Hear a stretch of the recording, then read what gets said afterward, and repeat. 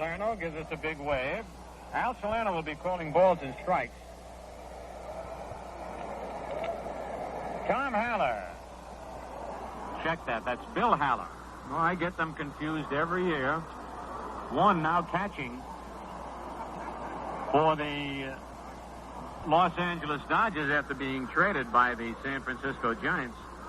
So it's Bill Haller who is the umpire. Tom is the catcher. Jerry Newdecker will be umpiring at second and Larry Knapp at third.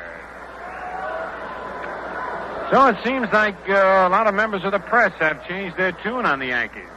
9 out of 10 of them picked the Yankees to finish last. And you know, the press, they're not infallible. I mean, they're supposed to be so-called experts, but last year, I'd say 90 out of 95 picked the Red Sox to finish anywhere from 8th to 10th, and what they do but win the pennant. But the Yankees impressed quite a few people, including the press, with their opening day win against the California Angels when Stottlemyre shut them out. So they've got kind of things to say about the Yankees. But right now, before we go any farther, on New York Yankee baseball, we pause for station identification.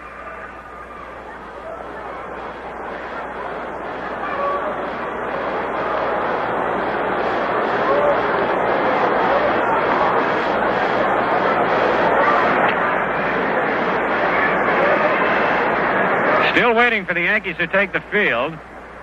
By the way, today was the first day for the autograph room session. And Al Downing and Mel Stottlemyre were my guests down there. We had another full house, and those kids keep coming up with unusual questions and real good questions. And you fans will have a ball. Remember, every Saturday that the Yankees are home, there'll be an autograph session downstairs. All you got to do is write in for tickets, and you'll really enjoy yourself. Get a close-hand look at the ball players. Get a picture autographed by whoever are the stars there that day. And it looks now as though this might be a 2:05 start. I saw Al Salerno, the plate umpire, put up his fingers and signify to the opposing players that it might start at 2:05. So Bill Monbouquette, who had concluded his warm-ups, or so he thought, comes back out again to throw a little more. Jim Perry, though, going into the Twins' dugout. So there's a little confusion here. Normally the game would start at 2 o'clock. Jerry Coleman is interviewing Al Downing right in front of the Yankee dugout. So they'd be in the line of fire if the Yankees did take the field right now. Well, we've got a moment here. Schenectady. I'd like to talk to you about the New York Yankees New Yearbook for 1968. And it is something different, I want to tell you. Starting from the cover right on through to the final page, the Yankees have really come up with a beauty. They have a picture on this front page, the cover of it, a shot of Yankee Stadium through a fisheye camera that really is something to see. It's hard to believe that it was taken with a camera from in back of home plate, way in towards the stands, and it's really a beautiful shot. They also have a big picture of Mantle waiting on deck, and there go the Yankees out on the field. Tommy Tresh getting ready to swing at a ball. Pepitone just completing his follow-through at bat. Al Downing throwing a pitch, and Mel Stottlemyre. And every page is exciting with big color pictures of all the ball players with their families. A full color picture of the New York Yankees in uniform. So we're about ready to go, and right now we'll have our national anthem.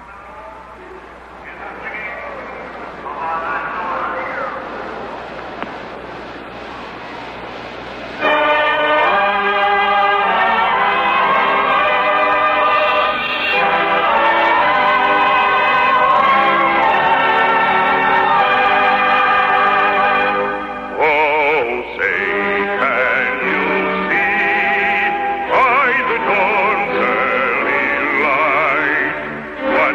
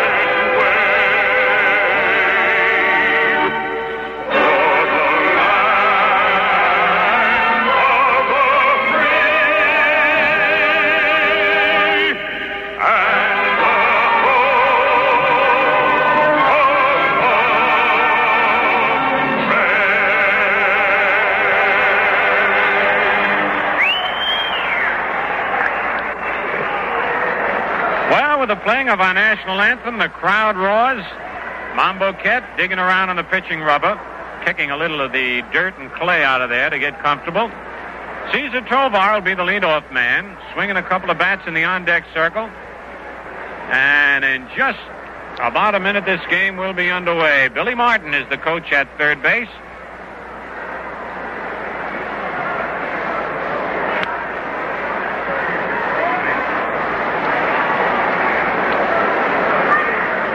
Coming in the on-deck circle, Rod Carew.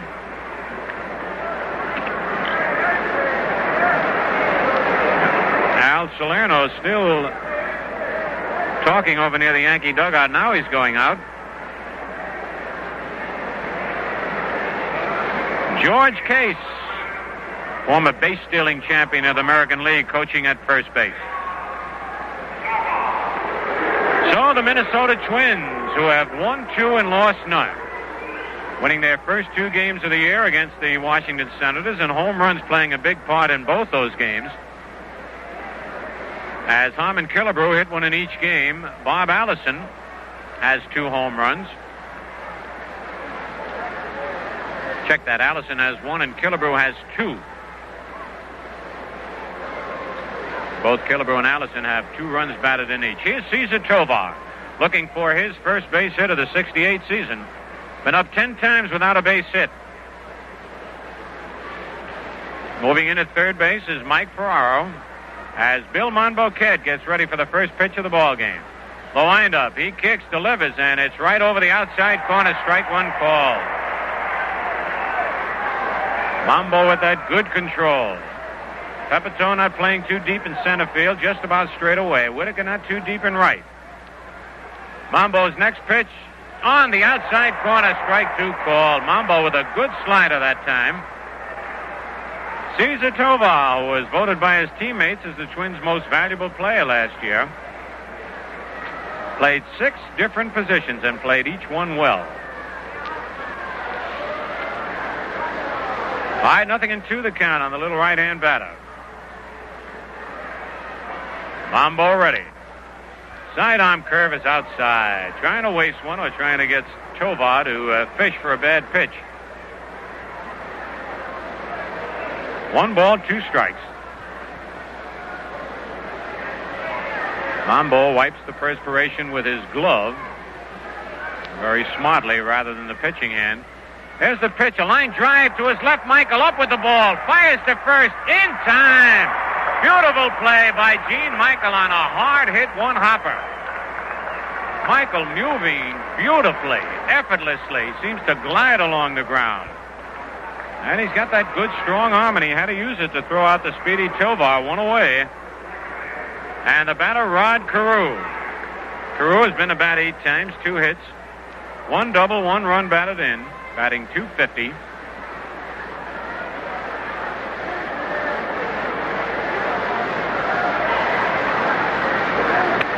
Carew now living in Brooklyn, New York. He's from the Panama Canal Zone.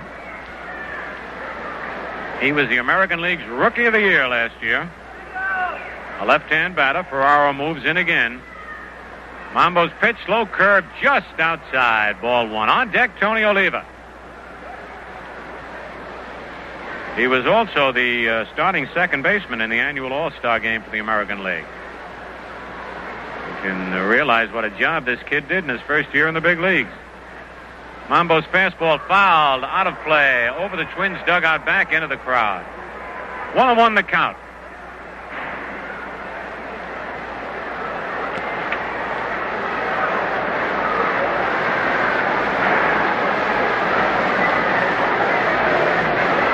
Mambo last year won 6, lost 5.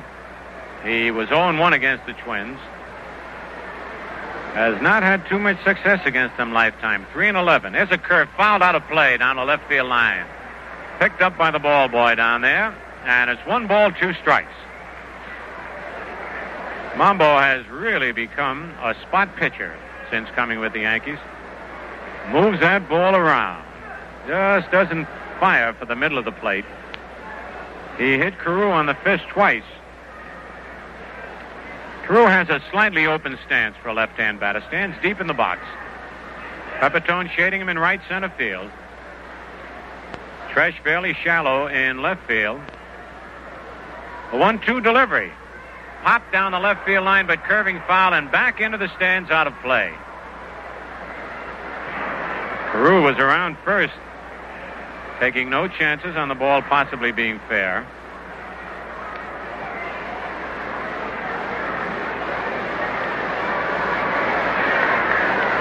We'd like to welcome the Bond Clothing Stores as a new Yankee ticket outlet.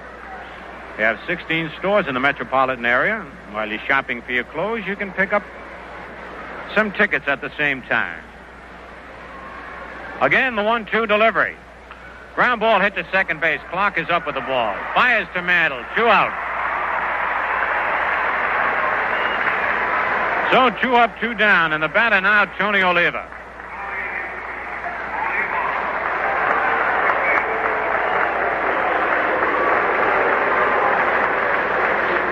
Oliva is off to a fast start. If you remember last year, he really got off to a rough start. Had to hit close to 400 to bring his mark up to where it was at the end of the year, where he finished with 289.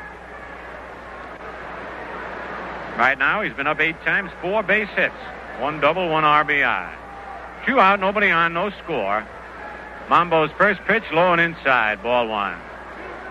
Oliva does a lot of work up there before he's ready to hit. First, he rubs a little dirt on his hands, and now he starts digging the hole for the back foot right on the edge of the line of the batter's box. Mambo's pitch, swing and a foul tip off the umpire's chest protector. 1-1. On deck, Harmon Killebrew. Oliva is 6'2", 190 pounds, and there's nothing this man can't do. There's no pitch that he can't hit. Can hit to all fields.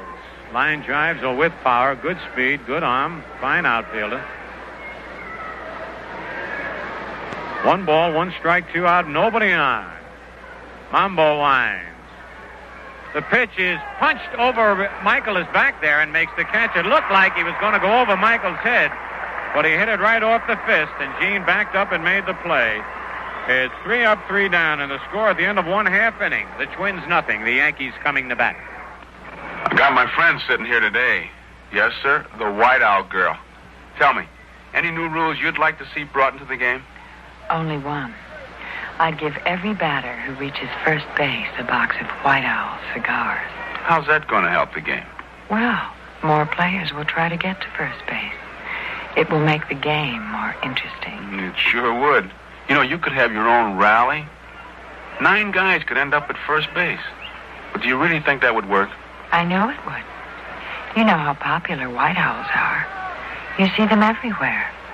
It's the famous White Owl tobacco that does it. It's aged slowly, mellowed carefully to bring out the mild taste, smooth flavor. Do you really think the fans would go for that? Why not? They're all White Owl fans, too.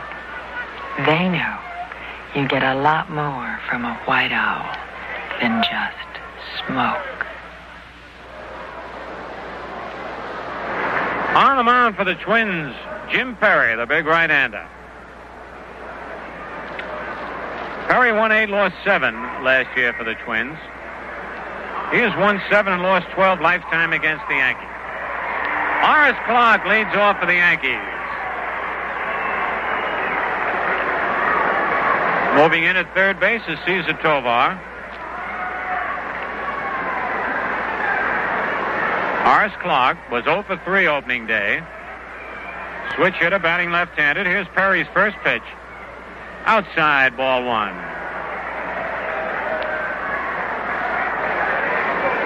And another.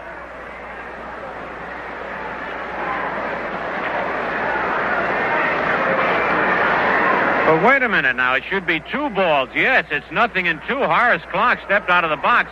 Perry went to his mouth, and Salerno called it a ball, but he accidentally put up 1-1. It's 2-0. Pitch is in there, strike call. So Perry, who he goes to his forehead now, so I guess the forehead is okay as long as you don't go to the mouth. A lot of these pitchers have that habit, and it's tough to break. One was called on Stottlemyre opening day. The 2-1 delivery, swing and a miss. 2-2. Umpires really observing the pitcher very closely. It's Bob Fischel in the background explaining about the ball being called. The 2-2 pitch. Swing and a miss, strike 3. So Clarke is down on strikes as Perry put a little extra on that fastball. And that'll bring up Mike Ferraro. Mike was 0 for 3 opening day. By the way, this program, brought to you in cooperation with Sports Network, is authorized under rights granted by the New York Yankees solely for the entertainment of our audience. And any publication, reproduction, or other use of the descriptions and accounts of this game without the express consent of the New York Yankees is prohibited.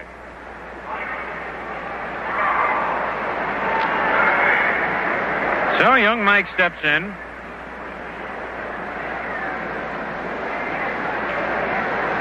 Right-hand batter. No score here, bottom of the first. Perry's pitch is a little high, ball 1. Mike, 5'11", 176 pounds. Born in Kingston, New York. Now makes his home in Fort Lauderdale, Florida, where the Yankees train. The pitch, foul, back out of play.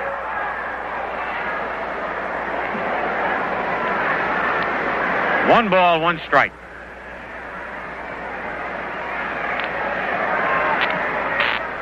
On deck, Mickey Mantle. Outfield straight away on Ferraro. Perry side-on pitch off the fist. Going to have to hurry. Perry is up with the ball. Throws. In time to get him. Just did get him on a fine play by Killebrew. Perry waved the catcher Roseboro off the play. Threw in a hurry. It was low, but Killebrew came up with it, and here's Mantle.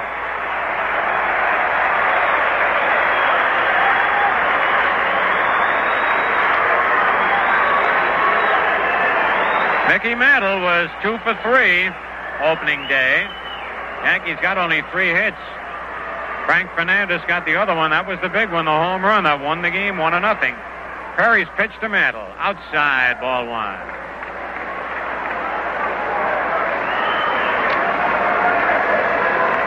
Mickey Mantle, 6 feet tall, 194 pounds. Standing deep in the box, batting left-handed against Perry. Pitch, swing, and a miss, 1-1. Early in this ball game, Perry's fastball really seems to be moving.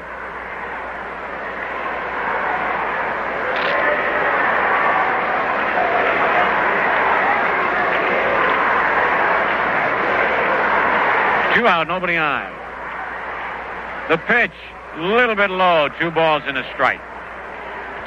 By the way, old number 5, the Yankee Clipper, will be here Monday and Tuesday with the Oakland A's. Well, we saw Joe in spring training. He really looked great. And he's happy to be back in uniform. He'll be sitting on the bench, be at every ball game this year, out on the field. The pitch is popped up. It's close to the stands as Roseboro comes back near the stands and makes the catch. No, he didn't. A fan took it right out of his glove. Holy cow, Roseboro was right under that ball. And a fan reached up, and Mantle can thank that fan. And they're going to give Roseboro an error. I want to tell you something. He had a battle with a young fan in a red shirt down there. But Roseboro is being charged with an error on a tough play.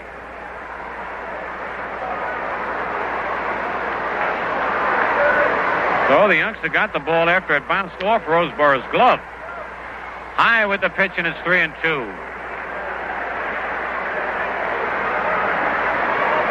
A full count on Mantle. On deck, Joe Pepitone.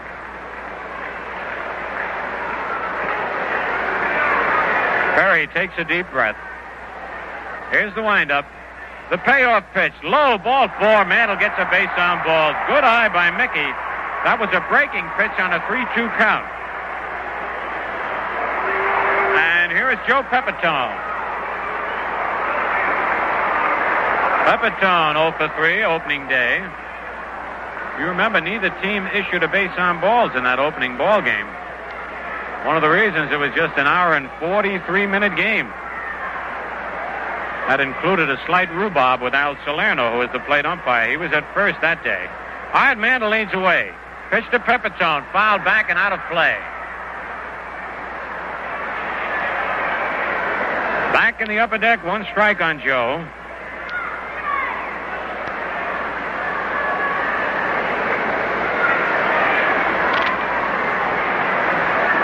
Killebrew is playing in back of the runner. The second baseman, Carew, is about 10 feet back on the outfield grass. Pitch low and away, 1-1. Hernandez, the shortstop, shades Pepitone near second and deep. And Tovar now has moved over closer to the shortstop position and deep at third base. The outfield shifts around towards right on Pepitone. A 1-1 count on Joe. The pitch is hit into left field and in for a base hit as Pepitone crossed up the defense and went with the pitch. Mantle stops at second base, and Pepitone gets hit number 1 of the 68 season. You could see Pepitone just slap at that outside fastball. He really had a big hole to shoot out in left field. And here's Tommy Tresh. Tommy 0 for 3 opening day. Tresh feeling as good as he did his rookie year with the Yankees. Mantle at second. Pepitone at first. 2 out, no score. Bottom of the first. Stretch by Tresh. Perry, the pitch is swung at and missed, and Mickey looked like he was going, and he went almost halfway and then came back to second base.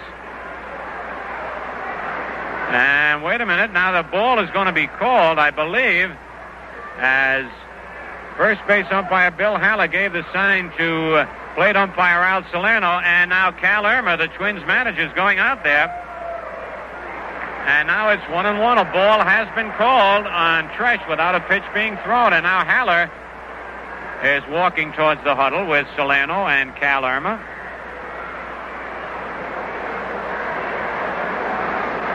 So that's it. It's a 1-1 count. As we told you, it's going to take these pitchers a little while. In spring training, they take a little extra time to think what they're doing out there, but in the heat of an important ball game that counts, they'll do things unconsciously.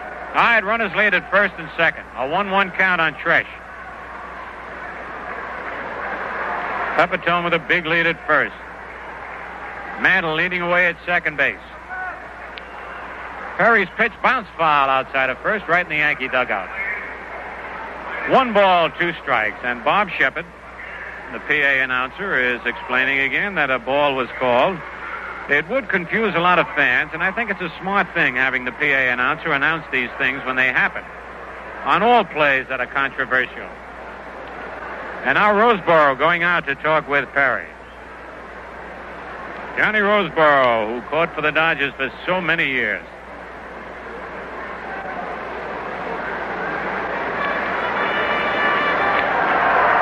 Bob Allison in left, Ted Uhlaender in center, Tony Oliva in right. Playing Tresh just about straight away. Perry's pitch fouled out of play as Tresh was trying to go to left field. Perry's trying to keep that ball away on the left-hand batters.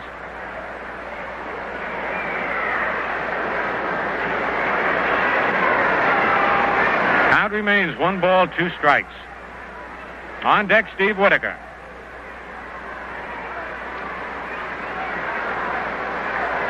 The pitch, swing and a miss.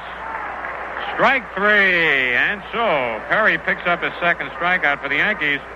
No runs, 1 hit, 1 twin error, 2 men left, and at the end of 1 hit, 1 full inning, it's the Twins nothing, the Yankees nothing. Wally Ballou here in the car with Mr. Dale Sturdley. Mind if I call you Dale, Dale? I'd prefer Mr. Sturdley, Wally. All right, Mr. Sturdley. As I understand it, you've never worn a seatbelt in your life. That's right. I always thought they were sissy stuff. But today you've consented to. Exactly. Put my first seatbelt on in front of your, I trust, vast radio audience. It is. What made you change your mind? Now, how fast is the car going? About 30 miles an hour. Well, and so are we. Now, say we hit that parked car over there. Oh, please don't. The car would stop suddenly. But we would not. That's right, and we'd go psst, right through the windshield. It would hurt. The National Safety Council says thousands of auto deaths could be prevented by seatbelts. I say it would hurt to go through the windshield. Well, time to buckle up. How does it feel, Mr. Sturdley? Hey, Always wondered why this car was so uncomfortable. I've been sitting on the seatbelt buckle for 5 years. Yes, that's another advantage of buckling up. Buckle up for safety. Harmon Killebrew will lead off for the Minnesota Twins. And this young man, who really is powerfully built, homered in each of the first 2 games that the Twins played against the Senators. Killebrew had 2 hits and 6 times at bat, both of them home runs. On deck, Bob Allison. Killebrew is only 5'11", weighs 210 pounds. Bill Monbouquette into the windup. The pitch to Killebrew. Ground ball up the middle. There's a base hit for Killebrew. Michael was playing him as a pull hitter, and he hit it right back through the middle. So the first hit for the Twins, a ground ball right up the middle. And the batter, Bob Allison. Allison is 3 for 7 this year, 1 homer and 2 RBIs. 6 feet 4 inches tall, 220 pounds. Mantle holding the bag against Killebrew. Plenty of power at first base right now. The pitch is a little low, ball 1. It had the corner, but just below the knees.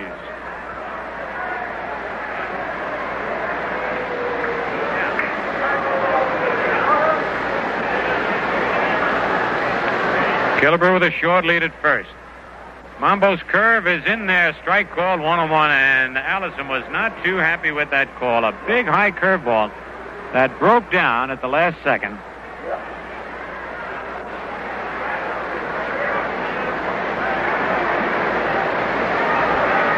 All right, here's the stretch by Mambo. Another curve. Pops Barber coming back into the crowd, not a play. Allison really fooled on that pitch. Just half-heartedly swung at it. Fouled it back into the crowd. It's a 1-2 count.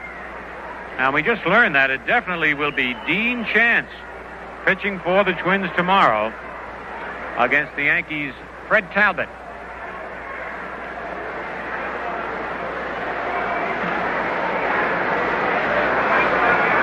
A 1-ball, 2-strike count on Bob Allison. On deck, John Roseboro. Quick throw to first. Killebrew back. Takes Killebrew a little extra time after he gets that lead to reverse his field and get back to first. All right, Mambo ready. Pitch crowded him just inside, and it looked like Allison was looking for a breaking pitch away from him. He stepped into that pitch, and it just missed the inside corner. Allison steps back. Pepitone playing very shallow on Bob Allison, who has good power. But Pepe is fast. Figures he can go back. A lot of room in center field to roam. All right, ready for the 2-2 delivery. Here it is, a curved line to center field. Pepitone comes in. The ball goes by him, rolling to the monument. Killebrew is around second, digging for third. They're waving him in. And Allison right in back of him has to hold up. And we'll have to wait and see. On a sinking line drive, Pepitone got to the ball, reached for it, and the ball ducked under his glove and rolled almost to the monument. Steve Whitaker had to come way over from right field to deep center, and it's an error charged to Pepitone. A 3-base error charged to Joe. That ball was hit on the button. We told you Pepitone was playing shallow. He had a chance for the ball, would have taken a base hit away from Allison, but the ball went out like a knuckleball and sunk just at the last second right under Joe's glove, and Joe was pounding the glove. He couldn't believe it. So now the infield is in. Roseboro the batter. The Twins lead 1-0. As Killebrew scored, the pitch to Roseboro is low, ball 1.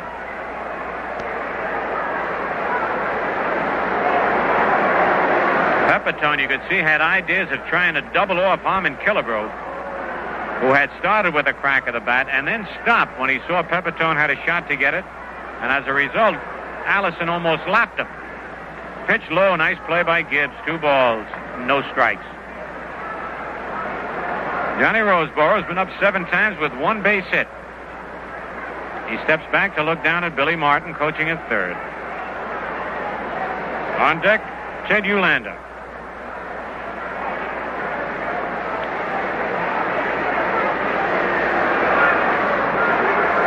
Monbo gets the sign from Gibbs. The pitch. Strike call just over the inside corner.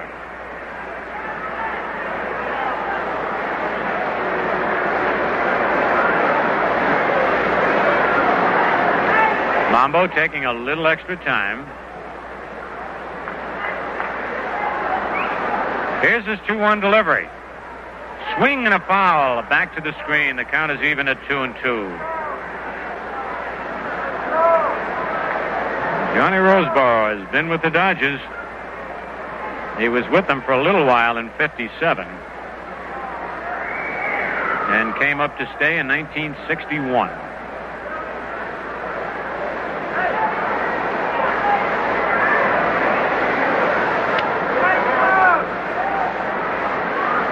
The 2-2 pitch.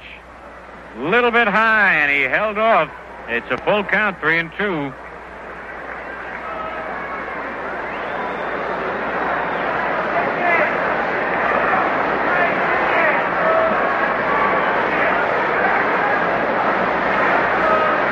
Infield remains in. Allison taking his lead down the line. Now the payoff pitch. Swing, and he pops it up. Mickey Mantle in foul territory in the coach's box is there and takes it. A big out. So that's the first out here in the top of the second. The Twins leading 1-0. The batter, Ted Uhlaender. So Monbo did the job. Got Roseboro. Little huddle with Gibbs and Monbo out on the mound. So now on New York Yankee Baseball, we pause for station identification. You're tuned to WGY Schenectady, 810 on your dial, a General Electric Broadcasting Company station serving the great Northeast.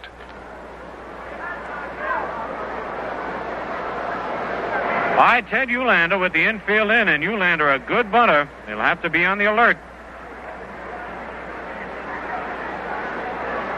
The pitch, a base hit. Yes, it's to center field. Had the infield been back, that would have been an easy out, but with the infield drawn in, the ball was hit off the fist and just about got over the bag at second base and dropped dead. So, Uhlaender did the job. It's not how hard you hit him, but where you hit him. He drives in Bob Allison, and the Twins take a 2-0 lead. Uhlaender at first, the batter, Jackie Hernandez. That's Uhlaender's third hit of the year. Hernandez is 0 for 8 on the year. The stretch by Monbo. The pitch is a curve, bouncing ball to third. No, what a play by Ferraro. Throws to first. Not in time. He beat it out.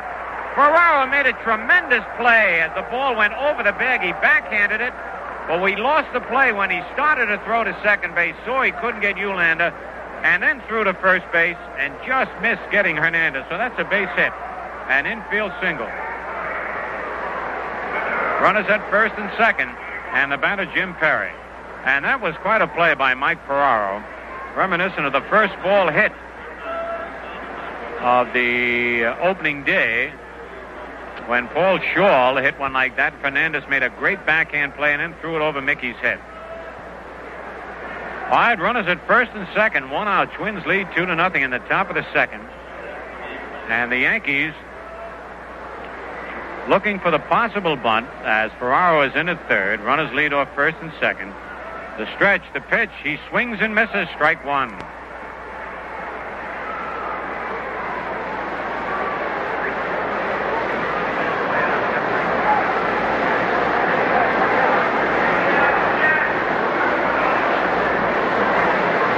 The Twins with good speed on the bases. Hernandez at first, Uhlaender at second. And on deck, Cesar Tovar. Monbo gets the sign. Here's the stretch.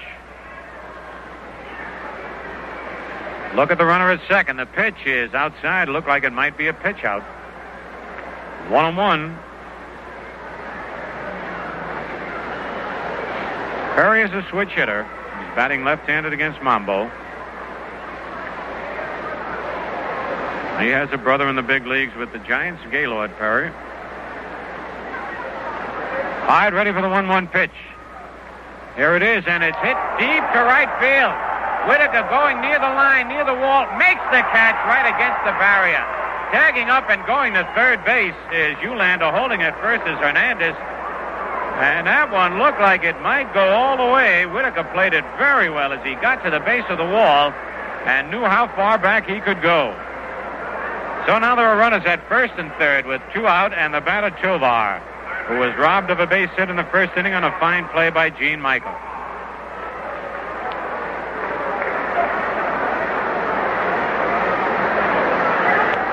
Gibbs goes out to talk with Mambo.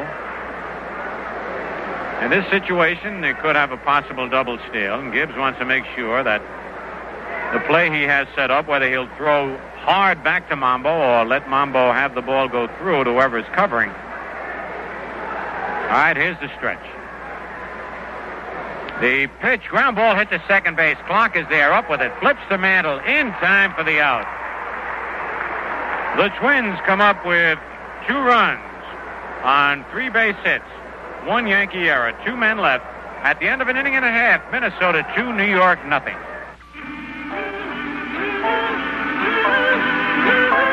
Atlantic keeps your car on the go. Give your driving a lift with Atlantic Imperial, the clean carburetor gasoline. Every trip will be more fun. When you want to go places and do things, what a pleasure your driving can be. For quality products and top-notch service, your Atlantic dealer is the man to see. And when you see your Atlantic dealer, he'll fill her up with Imperial gasoline. Imperial will rinse away any dirt deposits other gasolines have left in your carburetor throttle plate area and prevent new deposits from forming. Your driving will be more fun, more than a matter of just getting there, when you use Atlantic Imperial, the clean carburetor gasoline.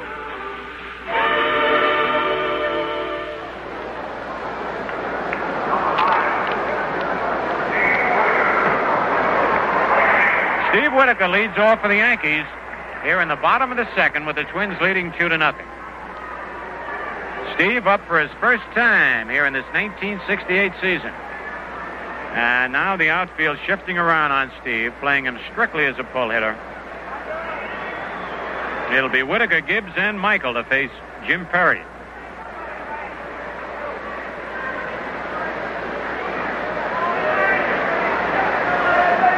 All right, here's the pitch to Steve. A high foul back upstairs and out of play.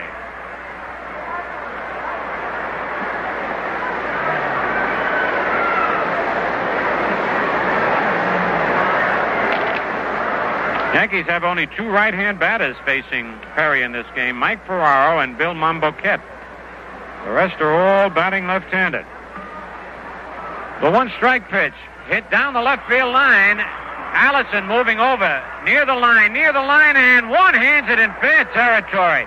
And you could see a lot of the white on that ball as Allison was a little leery of the fence. Right down the line. A fine play by Allison, even though he almost lost the ball. So it's 1 out, and here's Gibbs. Jake up for his first time in the ball game. In that top of the second for the Twins, 1 run is earned, and the other one unearned off Bill Monbouquette.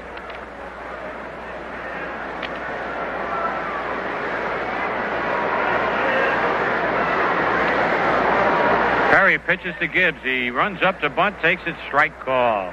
On deck, Gene Michael.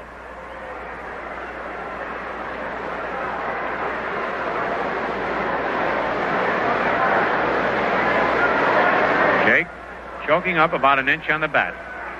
Perry's pitch, it hits his bat as he tries to duck out of the way, and it's strike 2. Perry's got a good slider that breaks quite late, which is the toughest pitch for a hitter to hit. If that slider would break a little sooner, it'd be easy for the hitter to pick up, but Perry's slider breaks just before it gets to home plate. Here's the 0-2 delivery. A little low, ball 1. Perry, by the way, looking for his 99th career win. And he needs 6 strikeouts in today's game, and he'll have reached the 800 strikeout plateau. The 1-2 pitch, outside, 2-2. He has 2 in the ball game already. He got Clarke and Tresh in the first inning.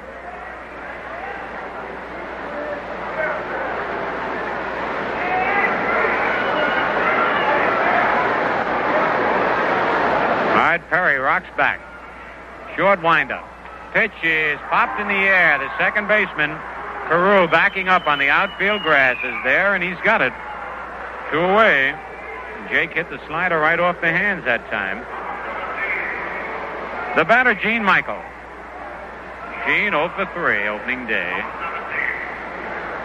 Switch hitter, batting left-handed. And now Allison is pulled way in and over towards the left field foul line. And Uhlaender in center shades him a little bit towards left center and in. The pitch to Michael. Strike on the outside corner.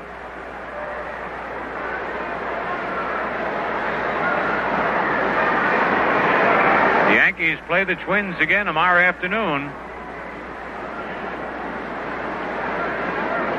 Perry's pitch is fouled upstairs and out of play. 0-2.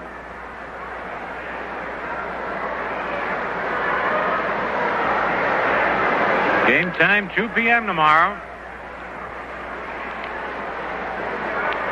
Then after the Twins, the Oakland A's come in for 2 big ball games on Monday and Tuesday.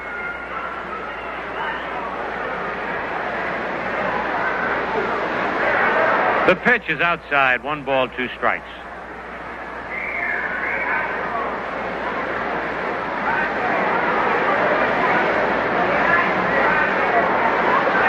Two out, nobody on. Twins leading 2-0. Bottom of the second. Curve swing and a miss. Strike 3. So Michael goes down on strikes. The third strikeout for Perry. The Yankees go down in order, and at the end of 2 full innings, it's the Twins 2, the Yankees nothing. Is there much of a difference between civilian nursing and military nursing? Well, I thought there was before I became an Air Force nurse. But, no, it just isn't so. Basically, I'm still helping people. You think to yourself, I hope I don't have to train all over again. And then you're so relieved when it's just like before, except now you're an Air Force officer. And the hospital facilities are modern, and they're definitely among the best in the country. We work with the latest designed equipment. You can keep up to date on medicine. Last winter, I took postgraduate training in operating room techniques, and the Air Force paid for it. There is a difference in Air Force nursing. There are periodic raises in pay, world travel, educational benefits, generous retirement benefits, and the opportunity to serve your country. Get in touch with your local United States Air Force recruiter. It could change your job as well as your life.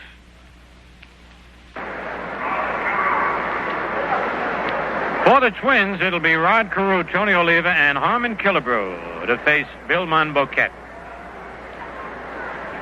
The Twins are leading 2-0. Some early scores. It's the Red Sox 0, Cleveland 0, end of an inning and a half. The Angels 0, the Orioles 0 at the end of 2. The White Sox failed to score on the top of the first. Detroit batting. And Washington and Oakland tied 1-1 at the end of 4.5. All right, Mambo ready to pitch to Carew. His first pitch is a curve, a little bit high, ball 1. In the National League, Philadelphia 0, Houston 0 at the end of 1. The only scores in the National League right now. Beautiful day here at Yankee Stadium. Slow curve over this time, 1-1. Mambo with those good changes of speed.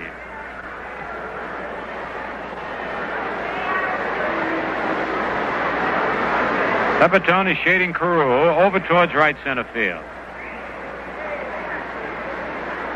Change up, just missed the outside corner. 2 balls and a strike.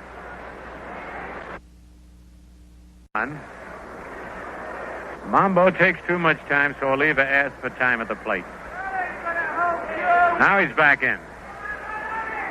Here's the pitch. Outside, ball one.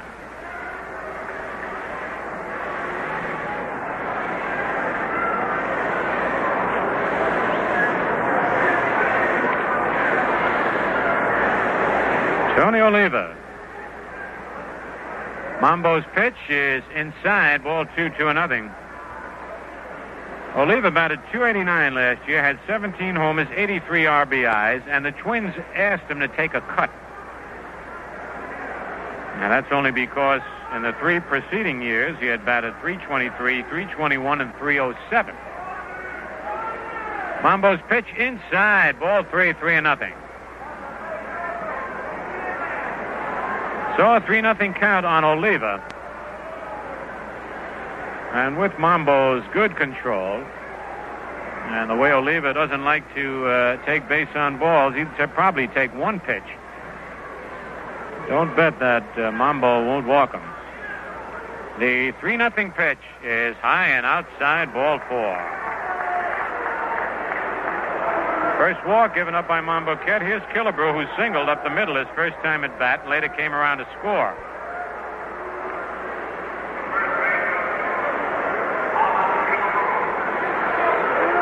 So Gene Michael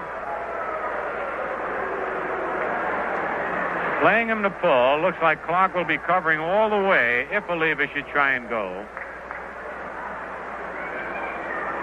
Stretch by Monbo.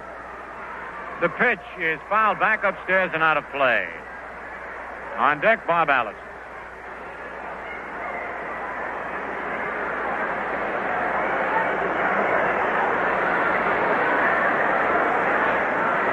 Monbo looks around at his defense.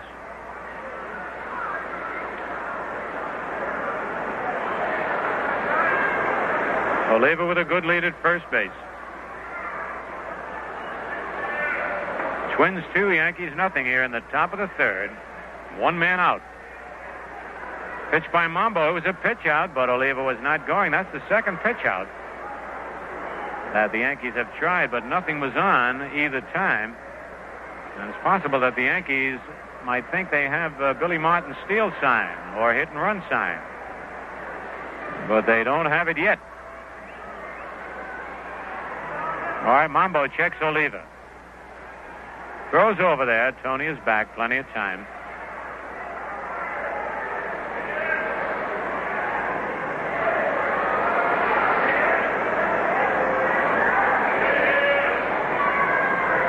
All right, here's the stretch.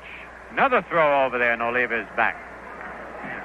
Washington leading Oakland now 3-1 at the end of 5.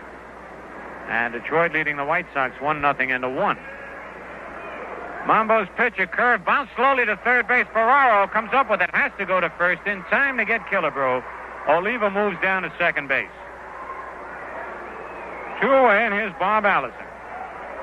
Allison hit a bullet in the second inning with Killebrew at first base out to center field. Pepitone charged the ball. The ball went out like a knuckleball and just sunk at the last possible fraction of a second. And the ball got by Pepitone, rolling way out to center field. Joe was charged with an error, but I believe they're going to replay on television the playback of that play to let the official scorer see exactly what happened. Allison takes a curve in there, strike one call.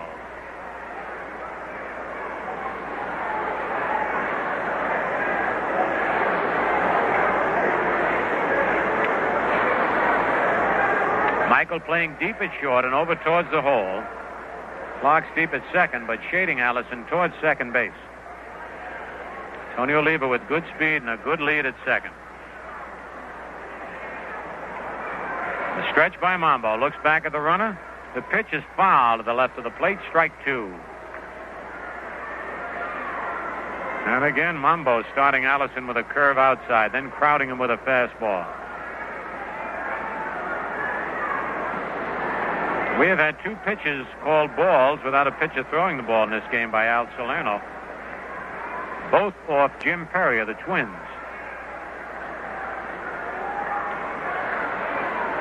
All right, Monbo gets the sign from Gibbs. Goes into his set position. The pitch just outside. 1 ball, 2 strikes.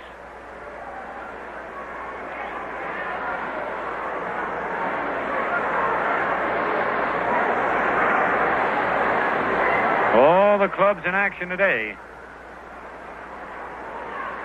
There were only 2 games yesterday played, both of those in the National League. Atlanta beat Cincinnati 4-3, and Houston beat the Phillies 5-2. That Houston's undefeated, 3-0. Here's the stretch. The pitch. Strike 3 called. Allison did not swing, but it nicked the corner as Allison talks with Solano. So Mambo gets his first strikeout, a big one.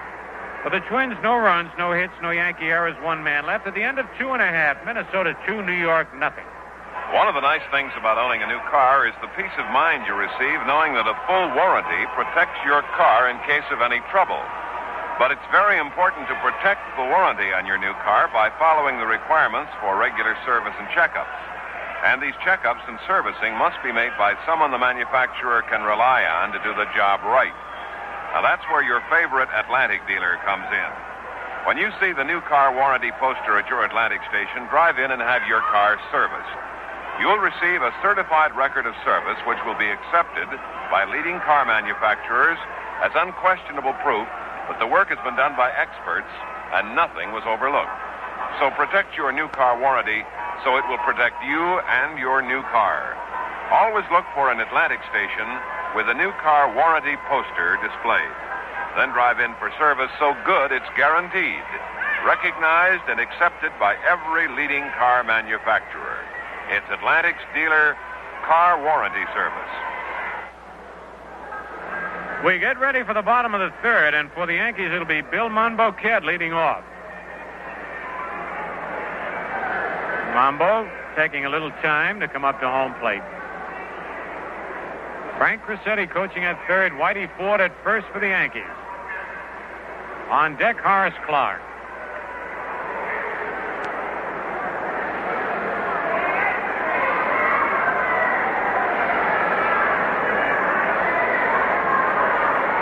All right, Perry into the windup. His pitch right down the middle, strike 1 call.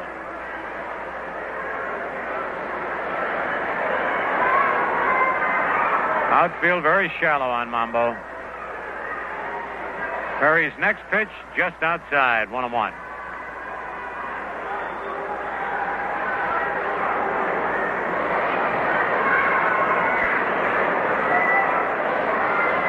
Perry ready for the 1-1 delivery. Mambo swings, fouls it back upstairs and out of play. 1 ball, 2 strikes.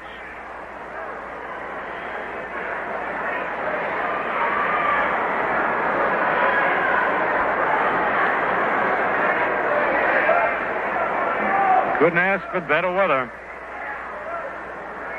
There's a swing and a miss, strike 3, and Perry chalks up his 4th strikeout of the ball game. And it'll bring up Horace Clarke, who struck out leading off the game.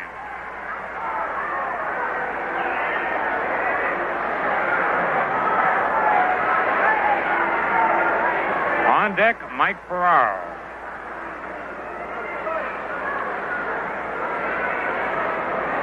Carew moves in at second base. He's really playing Clarke shallow, looking for the possible bunt by Horace. The pitch, swing and a miss, strike 1. Tovar is in at 3rd. Hernandez, the shortstop, playing fairly deep. Fastball on the outside corner, strike 2 call. 0-2.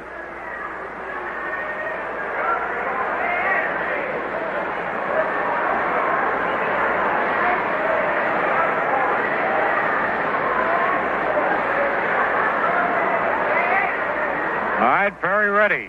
The pitch is outside. 1 ball, 2 strikes.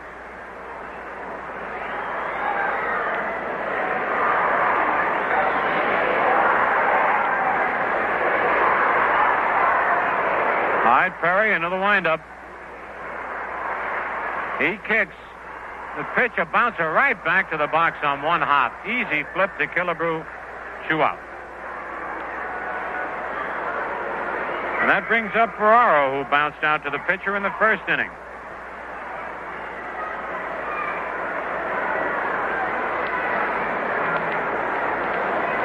As in the opening day, the pitchers doing the big job here in the ball game. Stottlemyre and Brunette. The Yankees and Angels in here. It's Perry and Monbouquette. The pitch is low, ball 1.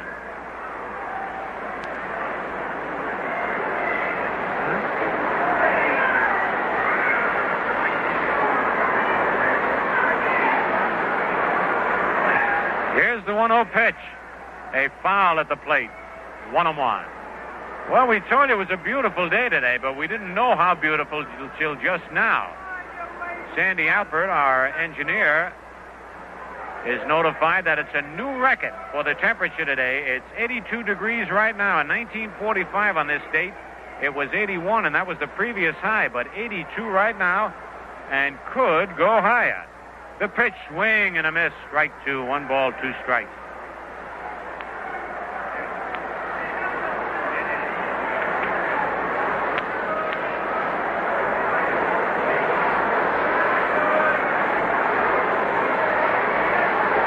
Ready for the 1-2 pitch with 2 out, nobody on, and the Twins leading 2-0. Here it is, and it's fouled back out of play. On deck, Mickey Mantle.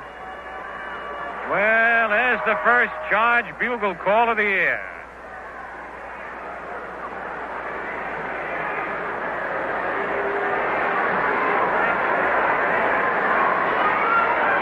All right, Perry, ready again out on the mound.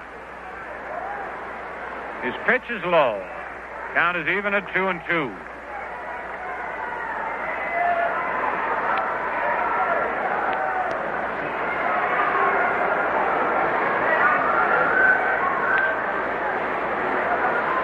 Two balls, 2 strikes, 2 out, nobody on. Perry winds. Strike 3, went fishing for a curveball. And that's strikeout number 5 for Perry as he sets the Yankees down in order. The score at the end of 3 full innings, the Twins 2 and the Yankees nothing.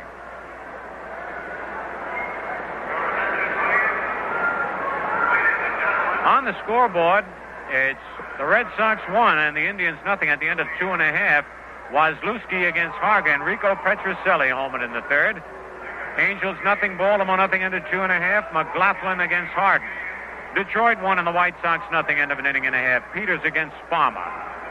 Washington 3 and Oakland 3 playing the top of the 6th. Dobson for Oakland. Ortega started. Darrell Knowles has come on in the 6th. Sal Bando home in the 6th with 1 on, and he led all Major League hitters with homers in spring training. The National League, the Mets play the Dodgers later on. Cincinnati at Atlanta. Pittsburgh at San Francisco later on. Philadelphia nothing, Houston nothing, into 2.5. Grant Jackson against Justine. And the Cardinals fail to score in the top of the 1st. Ron Santo is just home in the 1st with 2 on. The Cubs are leading 3-0. Playing the bottom of the 1st, it's Carlton against 9. So we've got lots and lots of baseball coming up. And I tell you, the way the Yankees felt after that opening day victory. Boy, they are really a mentally prepared ball team, much better than last year. They trail 2-0 right now in the top of the 4th inning. The pitch to John Roseboro is strike 1 call. Roseboro fouled out to Mantle his first time at bat.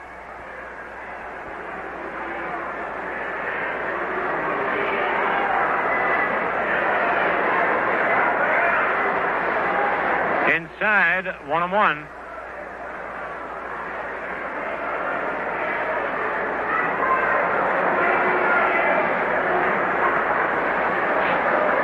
Johnny Roseboro, left-hand batter.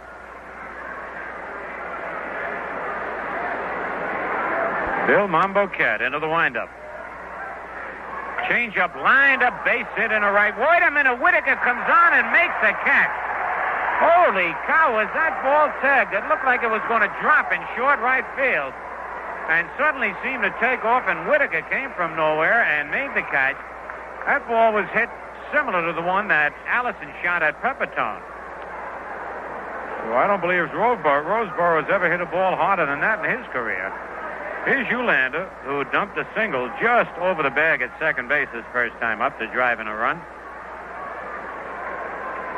Curve is in there. Strike called.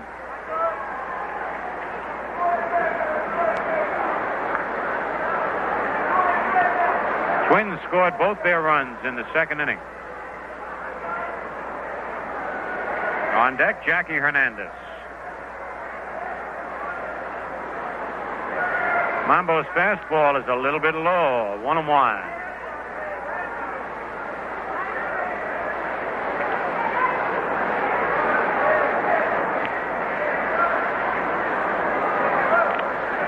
Uhlaender holds that bat straight up and down. Takes a pitch outside. 2 balls and a strike. Uhlaender is 6'2", 190 pounds. The 2-1 pitch is low, ball 3. 3-1.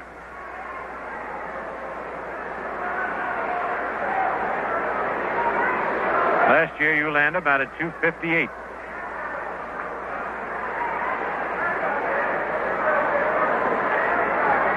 So it's 3-1 on the left-hand hitter. The pitch is a soft line drive. Clarke catches it on a fly. He hit that one off the fist, too, and Clarke made the play. 2 out. And before Hernandez comes up on New York Yankee baseball, we pause for station identification. You're tuned to WGYS Schenectady 810 on your dial, a General Electric Broadcasting Company station serving the great Northeast.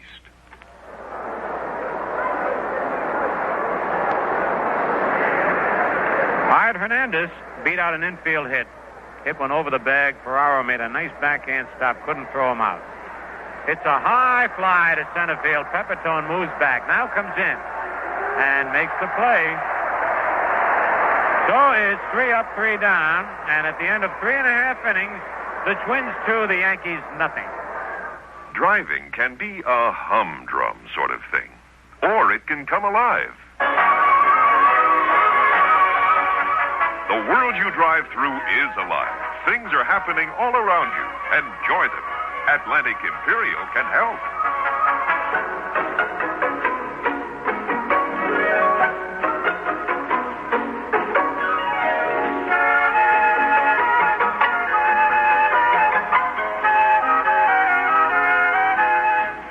Atlantic Imperial will clean your carburetor as you drive and keep it clean. Imperial will wash away dirt deposits from the throttle plate area of your carburetor, so you won't be distracted by stalling, rough idling, and wasted gasoline. You'll be free to enjoy the dozens of special things every mile of your way. Make your driving come alive. Fill up with Atlantic Imperial, the clean carburetor gasoline.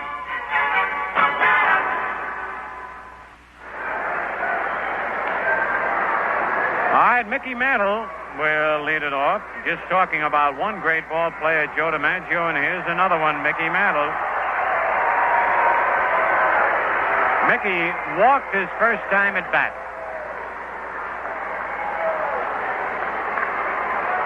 And that was the first walk by any Yankee player so far this year. And of course, Mantle leads the Yankees in walks year after year. And Al Salerno wants Perry to move the rosin bag over. Got a brand new mound out there. Appears to be a lot higher, but it really isn't. The pitch to Mantle. Foul, out of play. Upstairs, strike 1. Good play by a fan up there. Perry decides he wants a new baseball. By the way, an attractive original Yankee book jacket will be given to all students attending Monday and Tuesday's games with Oakland at the stadium while the supply lasts. And these jackets may be folded to fit most size school books. They have autographs of the entire team plus a new team photo and many club records. The pitch to Mickey. Outside, 1-1. So that's both days, Monday and Tuesday, with Oakland in town. On deck, Joe Pepitone. Yankees trail 2-0, bottom of the fourth. Perry rocks back. Pitch bunted by Mantle, but right back to the pitcher. Perry strode just in time to get Mickey. Man, he got down that line in a hurry. Had he bunted it any place but directly back at the pitcher, they wouldn't have had a play on him. So Mick gets a hand, trying to beat out the bunt, just couldn't drag it. Here's Pepitone, lined to single to left field, the only Yankee base hit in the game. You can hear the crowd getting on Joe. That sinking line drive that Joe let get by him. They're really getting on him because after the ball got by him, Joe did not turn around and hustle after the ball. He was so mad because he missed it that he just kept pounding his gloves. Pitch to Pepitone. Foul, back out of play, strike one.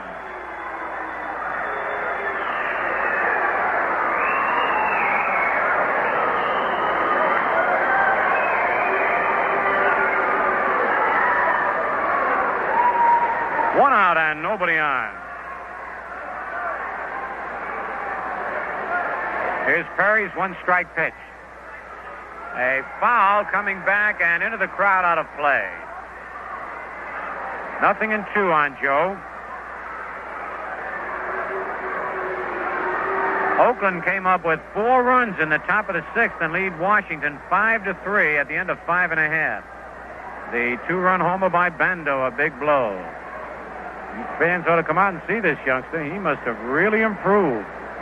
He'll be here Monday and Tuesday with Oakland. The 2-strike pitch.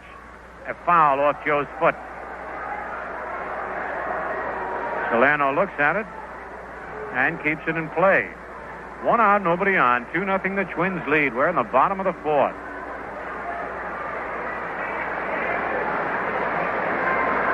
And a ball has been called on Perry again. This is the 3rd time in this ball game that Perry inadvertently went to his mouth with his pitching hand. He's shaking his head out there. So far, it hasn't cost him.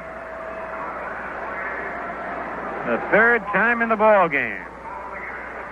So it's 1-2 on Pepitone.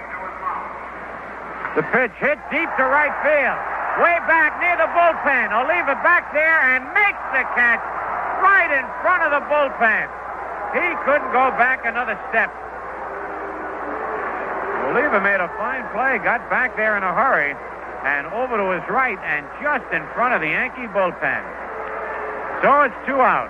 And the batter, Tommy Tresh, who struck out his first time up.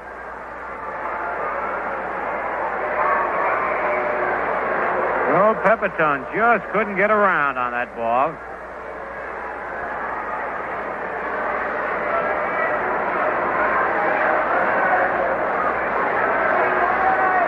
The pitch to Tresh is low, ball 1.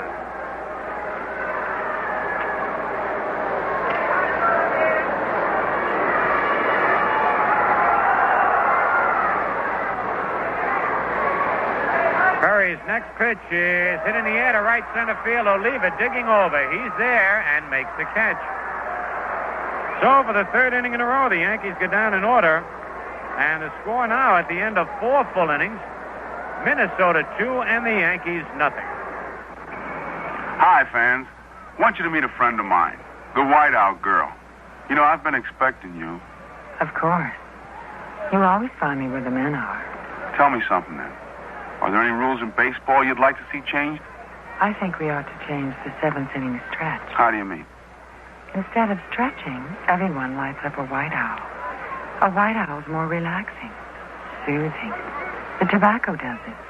It's aged slowly, mellowed longer. But the 7th inning stretch is a tradition. So are white owl cigars. You see them everywhere. The stands are filled with them today. Just look around at all the ranges. Invincible and New Yorkers. They're everywhere. The 7th inning white owl. I think I'll write the commissioner about it today. Just think. All those men at the same time finding out you get a lot more from a white owl than just smoke. So we go into the top of the 5th inning. Top of the fifth, and the Twins, who scored 2 in the second inning, leading the ball game 2-0. Monbouquette having a little chat with Al Salerno, asking him what it is he's doing and how can he stop it.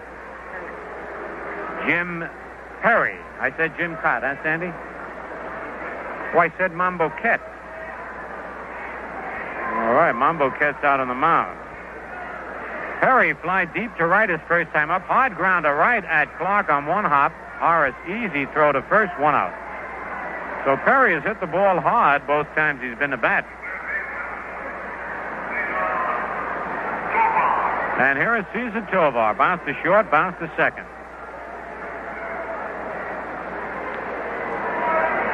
Cesar has been up 12 times so far this year without a base hit.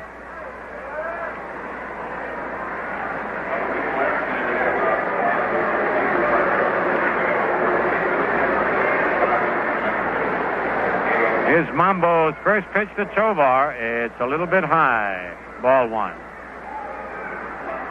They're giving a report on Steve Barber and how he's doing. Pitched 5 innings, did a good job. There's a bunt attempt, foul. Strike 1. So Tovar trying to bunt his way on, get that first base hit of the year. Sometimes that's awful hard to get. And the longer you go without getting it, the more you press.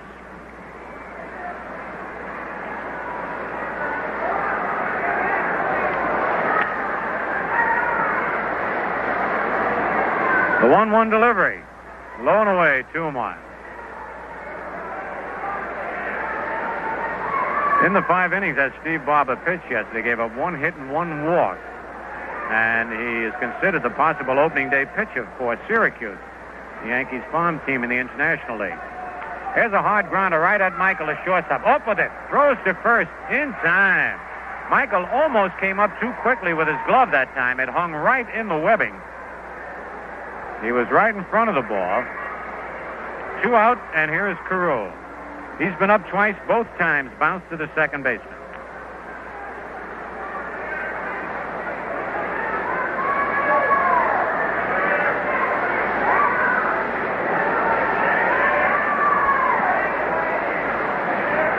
On deck, Tony Oliva. 2 out, nobody on. 2-0, the Twins lead. Pitch to Carew, ground ball. Michael, who is right, up with the ball. The long throw. In time. What a gun on Michael that time. Man, he went deep in the hole, backhanded it, and fired a strike to Mickey. So at the end of 4.5 innings now, it's Minnesota 2 and the Yankees nothing. We all know that no one is perfect. That includes even an Atlantic Red Ball dealer. So I imagine it's possible that someday a Red Ball dealer could forget to clean your windshield. Possible, but not very likely. And even if he does, you're still ahead. Because Atlantic Red Ball Dealer Service carries a money-back guarantee. Anytime the dealer fails to clean your windshield, weather permitting, or doesn't offer to check the oil, he'll refund the cost of your gasoline. The offer may vary in some states, but Red Ball Dealer Service never varies. That's what makes it so great. Near to home or far away, whether the dealer is an old friend or a stranger, you just drive in at the Red Ball sign and relax. You know your car will be well taken care of because Atlantic Red Ball Dealer Service is always the same for every customer, every time. It's so great, it's guaranteed.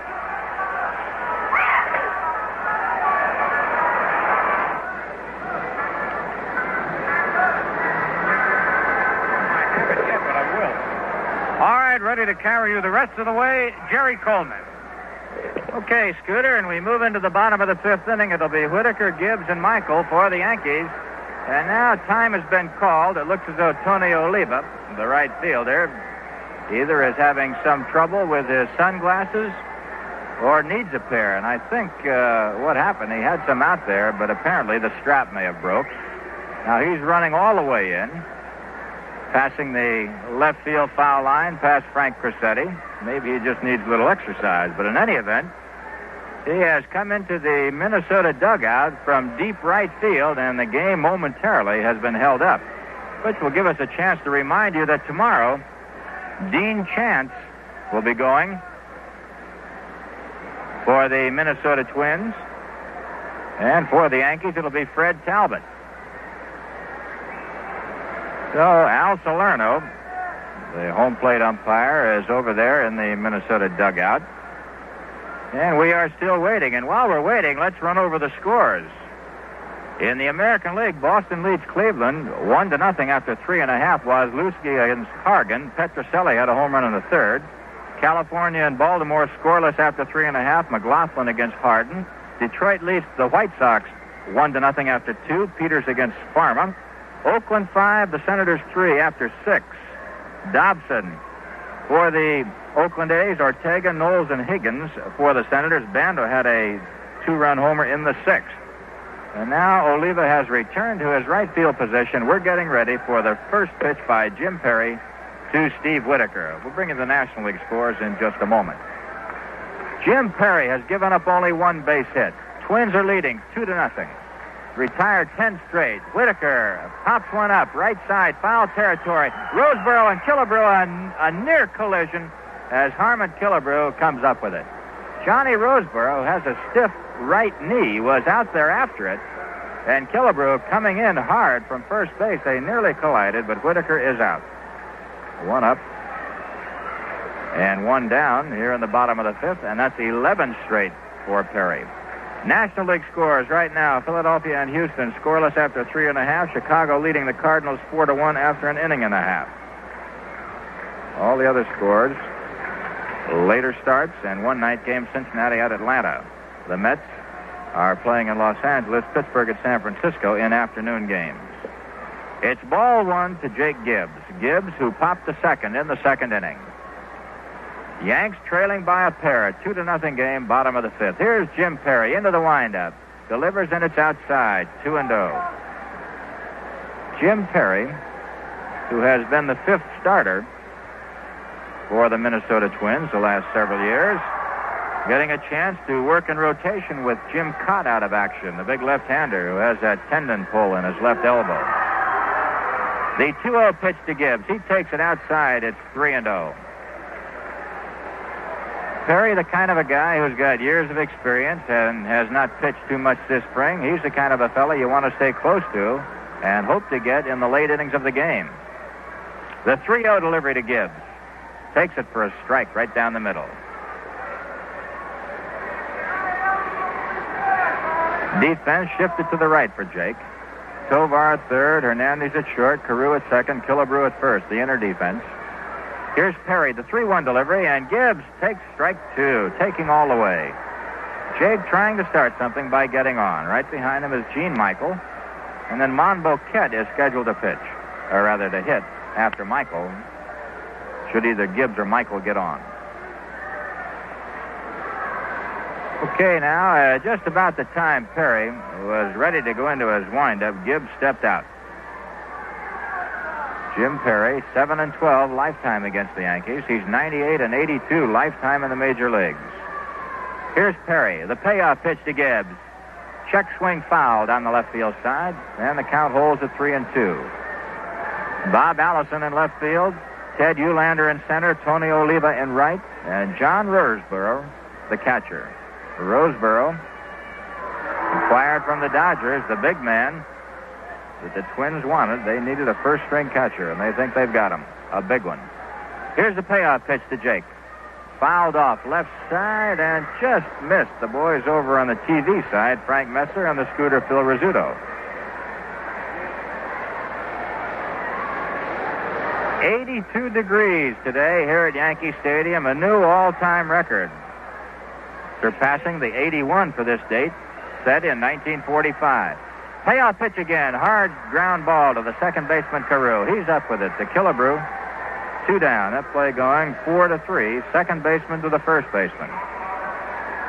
Now here's Gene Michael, who has struck out in his only at-bat. And Gene looking for his first base hit. So far this year, Michael 0 for 4. He went 0 for 3 opening day. That first base hit, a big one for every ball player that plays. That's the one they want to get. Get the first one. 2 down, nobody on. Carew very tight at third. Michael waiting. He starts to bunt and misses. Strike 1. I wish you could see the way they play Gene Michael. The third baseman is playing him very shallow. Carew The second baseman is very tight, and Killebrew is deep at first. Shortstop Hernandez about medium. Bob Allison in left, way near the line. Michael fouls this one back on the screen. It's no balls and 2 strikes. Gene Michael, a switch hitter, of course, batting left-handed against the right-handed Jim Perry. Perry, the older brother of the Giants' Gaylord Perry. Jim Perry, long and lean, ready. Here's a 2-strike pitch to Michael. Fouled off left side into the stand. And a real scramble for that one. Somebody comes up with a souvenir. And a fine crowd on hand. A beautiful day for baseball, and the Yankees have been dearly blessed with outstanding weather, and they're expecting more of the same tomorrow. So if you have any plans to drop out to the ballpark, tomorrow's the day for it. Good weather expected. And the Yankees and the Twins. There's Gene Michael taking ball 1. You mentioned before, it'll be Fred Talbot for the Yankees and Dean Chance for the Minnesota Twins. 1 ball, 2 strikes. Here's Perry again to Michael. Curve way inside, almost hit him. 2-2. When you drop out to the ballpark, you might take a look at the new Yankee yearbook for 1968. 75 cents, and what a beauty. Some great color shots. All right, Perry ready again. Here's the next one to Michael. Fouls it off down the left side, and this one into the upper deck.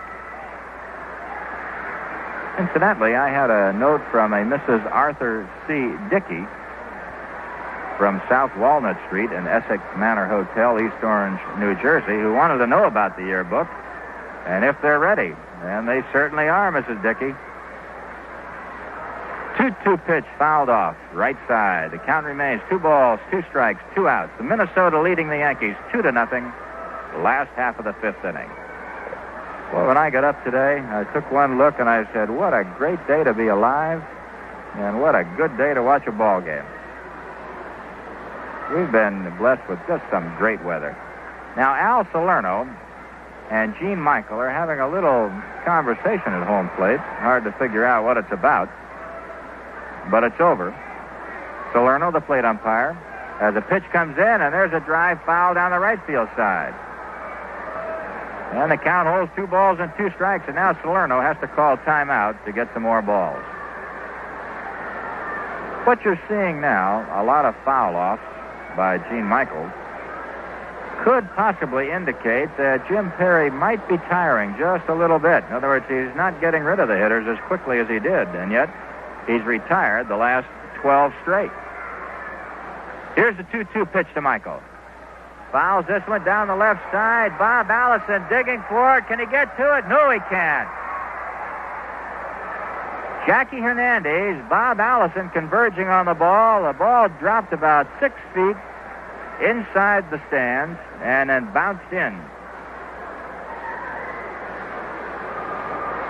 2 balls and 2 strikes now. Michael waiting. As Tovar, who is down there, comes back, and Tovar has a white golf glove that he wears whether he's at the plate or going on defense. He wears it under his glove.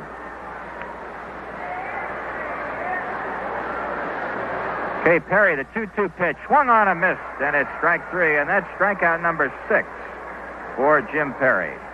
For the Yankees, 3 up and 3 down, and the score after 5.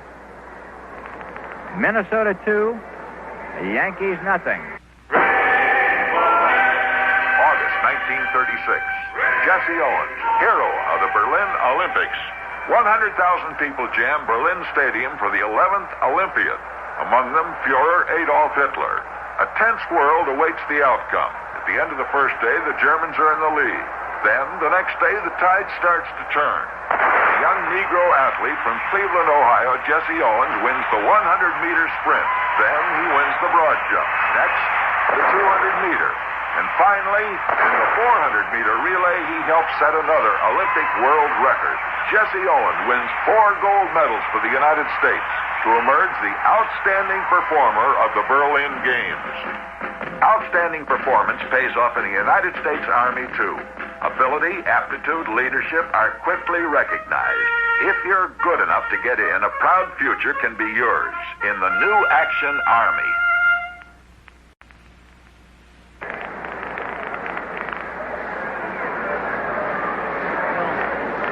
Tony Oliva stepping in. He'll be followed by Harmon Killebrew, Bob Allison.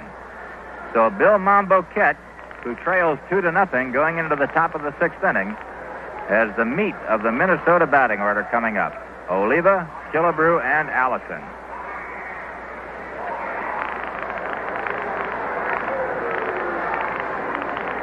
Tony Oliva. What a hitter. 2-time batting champ, waiting. Bats from the left side. Monbouquette's first pitch. Up the middle. Michael off his glove. Kicks to Clarke. Throws to first. They got him. What a play.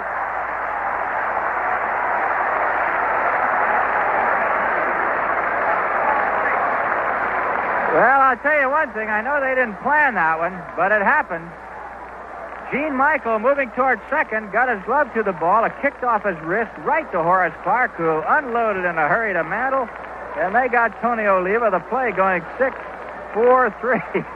Oh, boy, you'd have to see it to believe it. Okay, here's Killebrew now. One down. Swings and misses. Strike one, a fastball on the letters. Monbouquette has been pitching Killebrew high all day, and that can be dangerous. Slider fouled off left side. Strike two. Gibbs over to get it. Then flips it out to Monbouquette. Incidentally, we'd like to welcome the 16 outlets of the Bond clothing stores where you can pick up your tickets. Anytime you want, just drop in there, buy a suit, and get some Yankee tickets. Fastball misses outside. Ball one, strike two. Of course, you don't have to buy a suit. You can get a pair of socks or a tie, or just drop in, look around, and get your Yankee tickets. Killebrew takes outside, 2-2. So Bill Monbouquette had no balls and 2 strikes on Killebrew, and now starting to try to toy with him, getting him to go after the pitch that he wants him to go after. The 2-2 pitch on the way to Killebrew. Hit on the ground. Michael, moving towards second base, is up with this one. The flip to Mantle in time, and we have 2 outs. Harmon Killebrew, who in the first 2 ball games the Twins played, won them both with home runs. Killebrew, if you recall, last year hit 44 to tie Carl Yastrzemski in the home run department.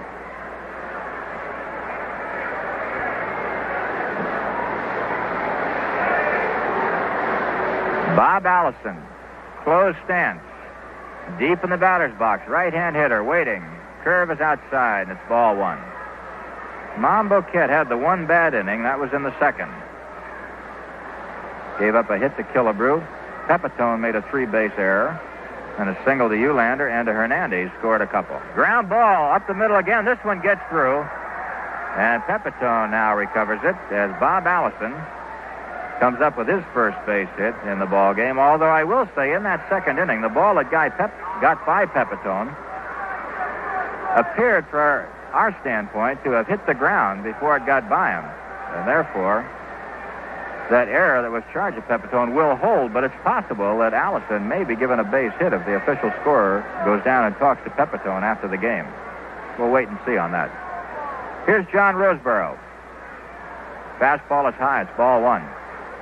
In other words, the official scorer can reverse himself if he goes down to one of the players on a disputed play, as this one might be, and asks the man involved.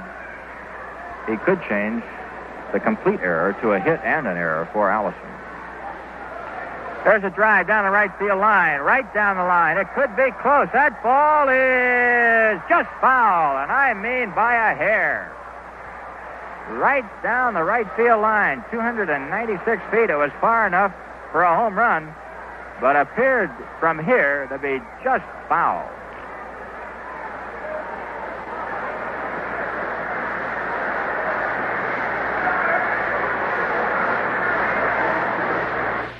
Hi, this is Jerry Ducey. Dial 374-3318 any weeknight, and I'll be on the other end here at 810 on your dial, WGY Schenectady. They play John to pull. Here's the pitch to Roseboro, and this one is outside on the corner. Strike 2, 1-2. John Roseboro, the bellwether of that catching staff for the L.A. Dodgers, who won 4 pennants starting in 1959. Monbouquette. There goes Allison. Here's the pitch. It's outside. Throw to second. Is in time. They got him. A nice throw by Jake Gibbs, nailing Bob Allison. The play going 2-6. The side is retired. No runs a hit. Nobody left. And the score after 5.5. Minnesota still leading the Yankees 2-0. It won't be long now till the weather warms up for good. And whenever you think of summertime fun, you start thinking of places to go. To the ballpark, to the beach, to the mountains, or just driving around on a summer evening with the top down. Somewhere in the picture, there's nearly always a car. And to help make your driving a pleasure, there's Atlantic Imperial, the clean carburetor gasoline. Now, any gasoline will power your car, but Atlantic Imperial does more. It cleans your carburetor as you drive and keeps it clean. Build up in the throttle blade area can spoil your fun if they cause stalling, rough idling, poor acceleration, and wasted gasoline. But only a few tankfuls of Imperial will dissolve throttle plate deposits and wash them harmlessly away. When you think of all the good times ahead, you'll be thinking of your car. So don't stop there. Think, too, of Atlantic Imperial, the clean carburetor gasoline.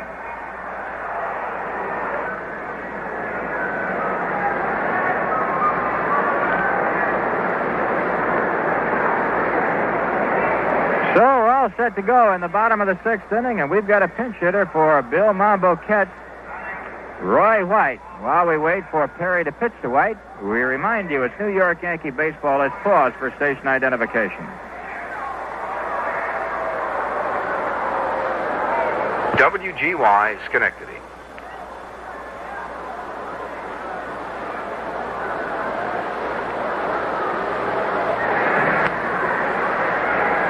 Bill Monbouquette, who had pitched well enough, is being lifted for a pinch hitter, Roy White, because the Yankees are trailing 2-0, bottom of the 6th.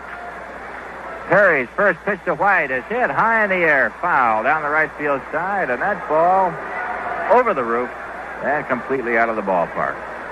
Just the light standards here. This ballpark spruced up again for another exciting year of Yankee baseball. Darker blue out on the signboards in center field. Fastball misses outside to White. 1 ball and 1 strike.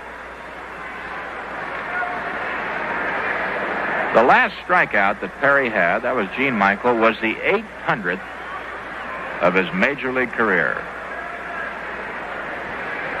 The pitch to White, swung on a miss, strike 2, and Jim Perry still dealing and wheeling out there. Monbouquette in 6 innings gave up 4 hits, walked 1, struck out 1, allowed 2 runs, only 1 of them earned. Here's the 1-2 pitch to White, batting for Monbouquette, and he takes it outside, 2-2.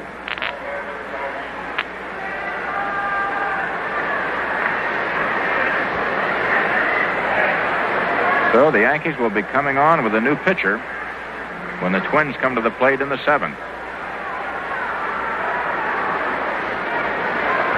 Jim Perry ready.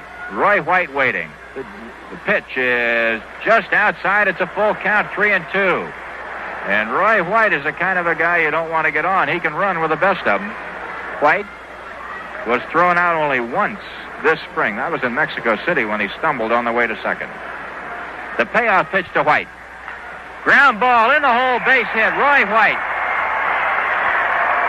lines a single to right, and the Yankees threaten. That's only the 2nd base hit of the ball game for the Yankees. Yankees coming to life here with their first base hit since the 1st inning.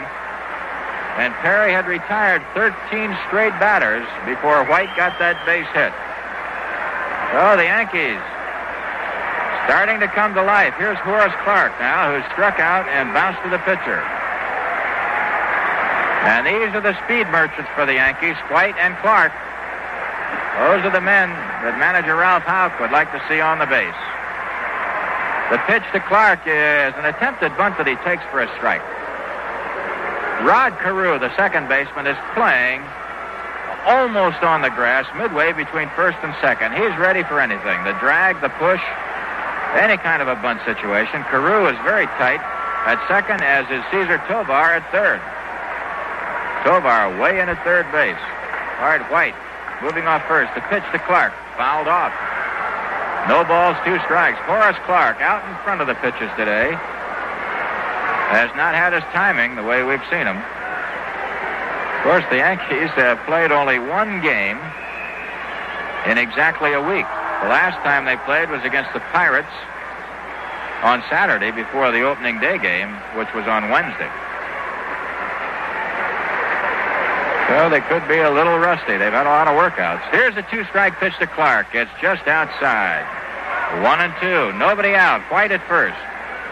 2-0. Minnesota leads, bottom of the 6th. Yeah, there goes the charge call. Becoming more and more familiar in all the ballparks in both major leagues. Jim Perry ready again. Clarke waiting. White at first. The 1-2 pitch is just outside. It's 2-2. So Perry, not wanting to give Clarke anything good, has tried to hit that corner on the outside twice. Let's see if he comes back inside. Rod Carew has gone in to talk to him, the second baseman, the Rookie of the Year last season. Incidentally, Carew had a calcium deposit removed from his right wrist during the winter months, and it left a scar about 1.5 inches, looked like a razor slash. Says it's just fine now. Okay, there's Clarke waiting.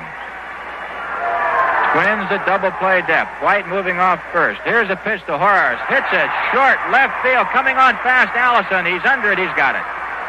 The throw goes to first base, and White is back in plenty of time.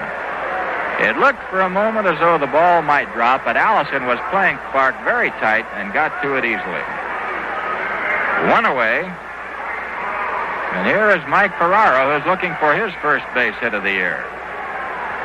Ferraro in today's ball game was out on a fine play by Jim Perry on a swinging bunt down the third base side, then struck out. Mike Ferraro, raised in Kingston, New York, standing in, tight on the plate, waiting. Just a rookie. Perry ready. The pitch to Ferraro is in there, strike 1 at the knees. Right after this half inning, we'll give you a complete rundown on all the scores in both the American and the National League. Defense straight away for Ferraro. 1 away, White at first. 1 strike the count. Perry, long and lean, gets set. Here it comes. Hit to right field. Tony Oliva drifting over. He's under it. He's got it. 2 down.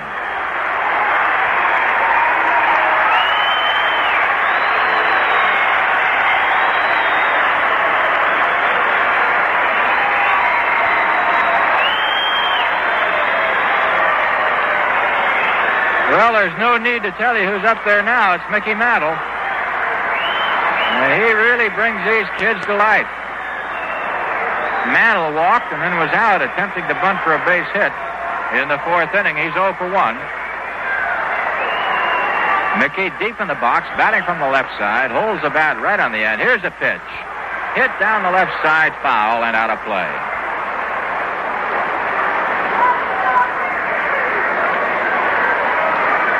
Mickey Mantle, 518 lifetime home runs. 3 to go to tie Ted Williams, 4 to pass him. Mantle waiting. Perry sets. White off first. There he goes. The pitch is taken. Throw to second is in time, and he was out a long way. An outstanding throw by Johnny Roseboro, nailing Roy White, who was out a good 6 to 8 feet. And that play went 2 to 6 from the catcher to the shortstop. For the Yanks in the bottom of the 6th, no runs, a base hit, nobody left. And the score after 6 full innings of play, Minnesota 2 runs on 4 hits, 1 error. The Yankees no runs, 2 hits, and 1 error. And now a look at the scoreboard as we have it. After 5 innings of play, Boston still out in front of the Indians, 1-0. Wazlewski against Hargan, Petroselli's third inning home run, the only score in that game. California and Baltimore scoreless after 5.5. McLaughlin against Hardin. Detroit won and the White Sox won after 3.5. Peters against Sparma. Oakland 6. The Senators 3 after 6.5. Bando had a 6th inning home run with 1 on for the Oakland A's. Dobson, Pierce, and Aker for Oakland. Ortega, Knowles, and Higgins for the Senators.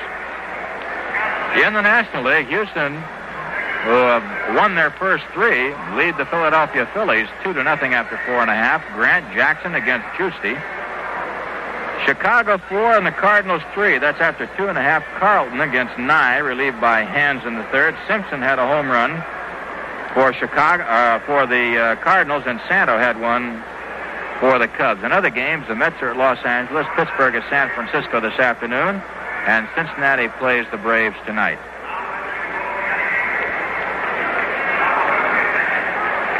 Jim Bouton has come on in relief. Bill Monbouquette, and this is the first outing for Jim during the regular season. Jim pitched outstanding ball this spring, and many people felt that he would move into a starting role. Manager Ralph Houck has put Jim in the bullpen where he's been before and has done a fine job. So Jim will be fighting his way back into a starting rotation from the bullpen if he makes it. Incidentally, from Marv Albert, sports director from our anchor station here, WHN in New York, a score. The Chicago Blackhawks 3, the New York Rangers 1, and the series is all even at 2 games apiece in the best of 7. Rangers won the first 2, and the Blackhawks have come back to take the next 2.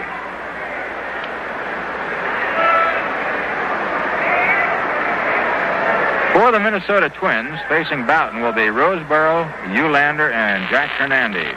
Bill Monbouquette, as we mentioned, went the first 6, gave up 4 hits, 2 runs, only 1 of them earned. And now Bouton coming on. Jim Bouton. Many people counted him out, not once, not twice, but a half a dozen times. Keeps battling in that dogged, determined bulldog fashion of his. And he has made this ball club one of the best pitchers the Yankees have this spring. And Jim Bouton, right off the bat, has been charged with ball 1 for going to his mouth, and the first pitch to Roseboro was inside. It's ball 2, and he's only had 1 pitch out there, so it's 2-0. Here's the next one. On the corner, 2 balls and 1 strike. That's the 3rd time that one has been called, twice on Jim Perry, and now once on Jim Bouton.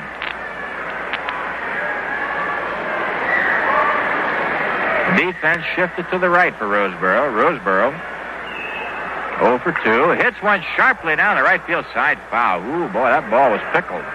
George Case, the coach at first base for the Senators, or rather for the Twins, had to jump a little bit. Billy Martin coaching at third for Minnesota.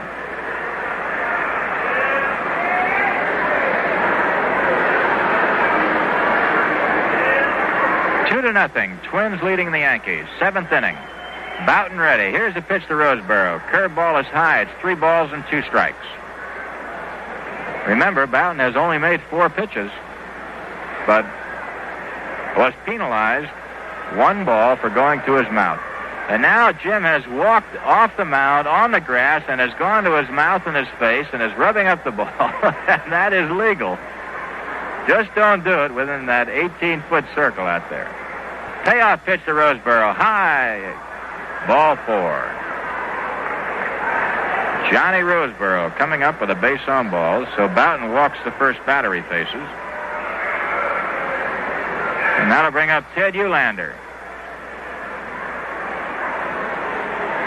Ted Uhlaender. Bloop single to center field. That was in the 2nd. Line to 2nd in the 4th.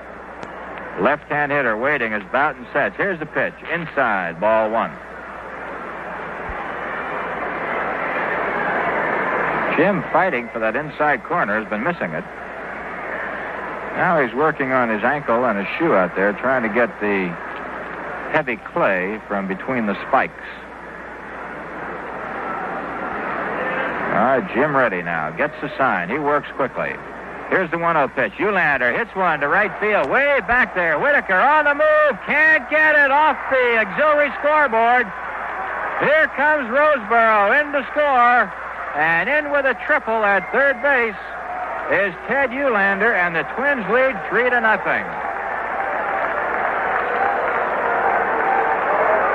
Ted Uhlaender really unloaded on Jim Bouton.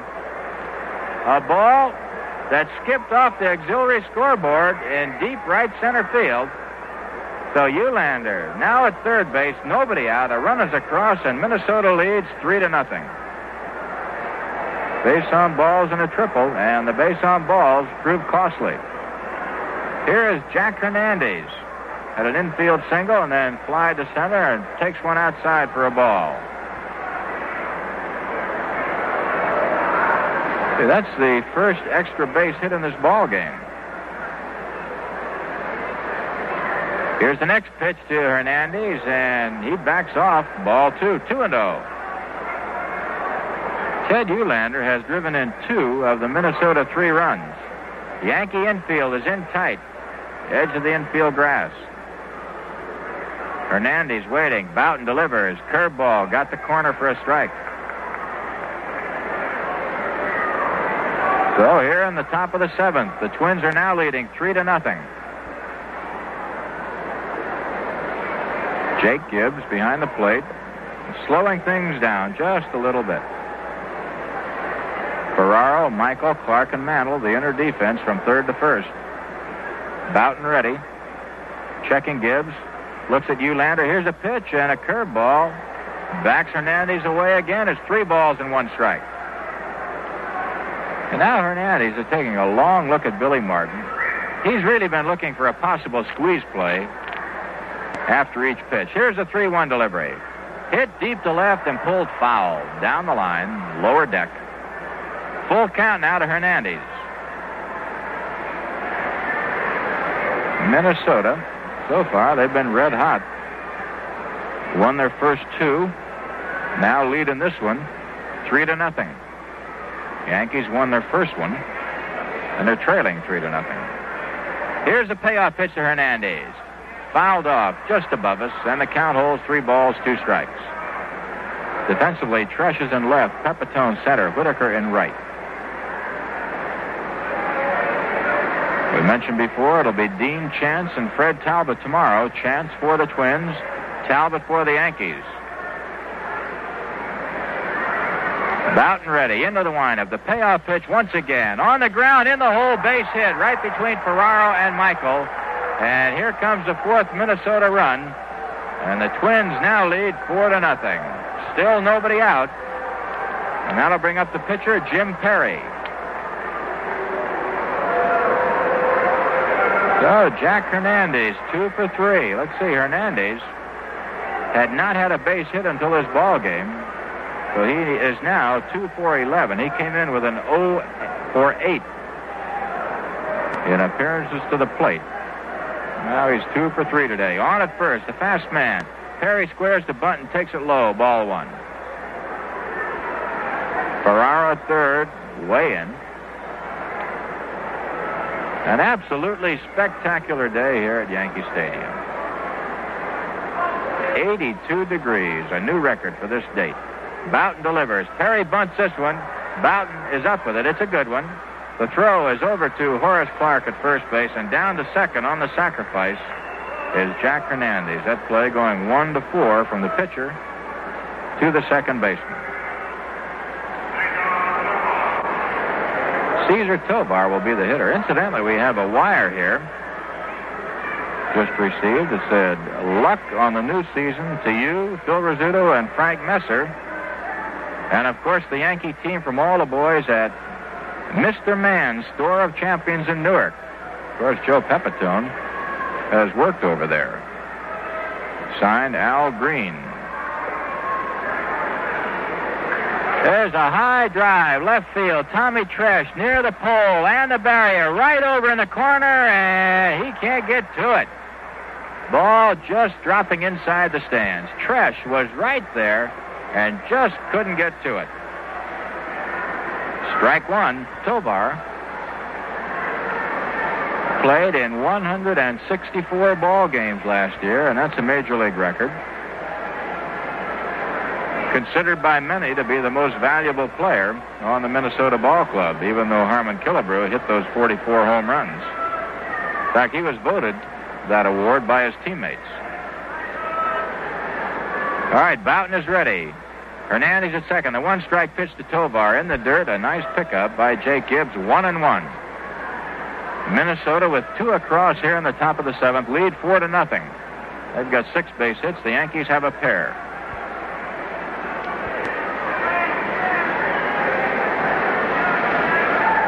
An attempt to pick off at second, and Hernandez is back easily. The ball going to Clarke. That's the play where the runner has his eye on the second baseman. It's the shortstop who was picked up by the third base coach. The 1-1 pitch to Tovar. Hit sharply to second, and Clarke has it.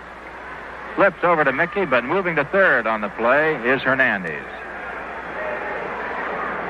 And now Rod Carew, the Rookie of the Year last season, who's been held hitless. He's bounced to the infield 3 times, twice to second and once to short, is coming up. Rod Carew, who made the big jump from the Carolina League to the big leagues and became the American League Rookie of the Year, stepping in. He can run. He's got deceptive power to all parts of the ballpark. Sort of punches out at the ball, but he can lay into it when he catches hold of it. Boughton to Carew. Curve is low, and a big bluff and a fake. Running down the line, Jackie Hernandez trying to upset Boughton. Jim, who's been around a while, doesn't fluster easily. Here's the 1-0 pitch. Now Carew bunts it, lays it down the left side, foul, just outside the third base side. 1-1 the count. Had that ball been fair, Carew could have walked to first base, and Hernandez very likely would have scored. The best play would have been a play at the plate because Carew can run, and he was well off on his way to first. Rod Carew makes his home in Minnesota now. A lot of ball players moving to the towns where they play. Here's the 1-1 pitch to Carew. Swings and misses. Strike 2. He had a big cut. You wonder why ball players move to the towns where they play. It's a couple of reasons. One, they can make some money in the off-season where they might not elsewhere. And also, it cuts down the separations during spring training and during the course of the season with your family. Here's the 1-2 pitch. Carew takes a change-up high. 2 balls and 2 strikes. For those who live in California, many wives do not go to spring training. They have to wait until school's out before they can join their husbands, and then they have to go back in late August before school starts. So you're separated a great deal of the time. Here's a 2-2 pitch to Carew. 1 hopper to Clarke at second. He's got it. Flips over to Mickey, and the side is retired. For the Twins, 2 runs on 2 base hits, no Yankee errors, and 1 man left. And the score after 6.5, Minnesota 4 and the Yankees nothing. I guess one of the big thrills in everybody's life is the time when they buy a gleaming new car. The rewards of a new car are plentiful, and new owners usually appreciate them. But one big advantage of a new car is sometimes overlooked. That's the new car warranty that protects your car in case of any kind of trouble. In order for this full warranty to stay in effect, it's necessary to follow certain requirements for regular service and checkups. And these checkups and service must be carried out by someone the manufacturer can rely on to do the job right. Next time you fill up with Atlantic Imperial, look for the new car warranty poster at your Atlantic station. Then have your car serviced.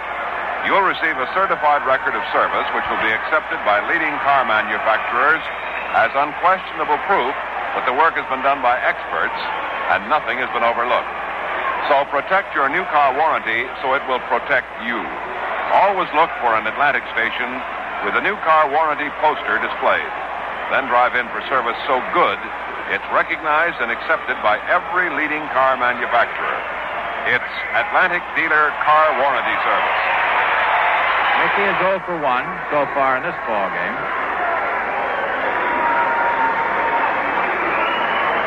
Mantle 2 for 4 on the season. He was 2 for 3 opening day. Mickey batting from the left side, waiting as Jim Perry goes into the windup. The pitch is outside. It's ball 1. Yankees trailing 4-0. California and Baltimore scoreless there in the 7th inning. Oakland leading the Senators now 6-5 in the 8th. Here's Perry to Mickey. High pop, coming back and out of play. That ball looked for a moment as though it might be playable, and then because of the height of it, came way back here. 1-1. Boston leading the Indians 1-0. They're in the 6th, and Detroit over Chicago 3-1 in the 5th. Houston 4, Philadelphia 0 in the 6th. The 1-1 pitch to Mickey is outside. 2 balls and a strike. Cubs 4, Cardinals 3 in the 4th. Night game in the National League, Cincinnati at Atlanta. Afternoon games, Mets at Los Angeles. Pittsburgh at San Francisco, not yet started. Perry to Mickey. Way outside. It's 3 balls and 1 strike. Mickey Mantle, the guy most feared, most respected on this Yankee ball club. Has been since 1951.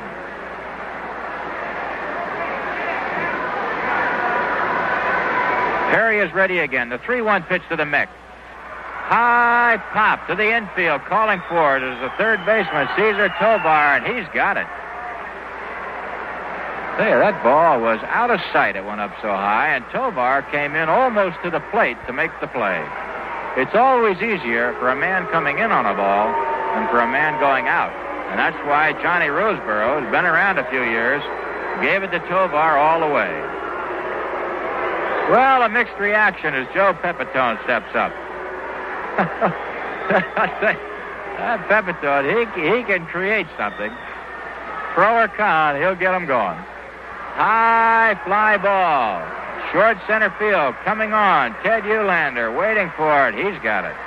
2 down. As Tommy Tresh steps in there. Paid attendance today, 15,611. Yankee Juniors, 3,897 for a total of 20,467.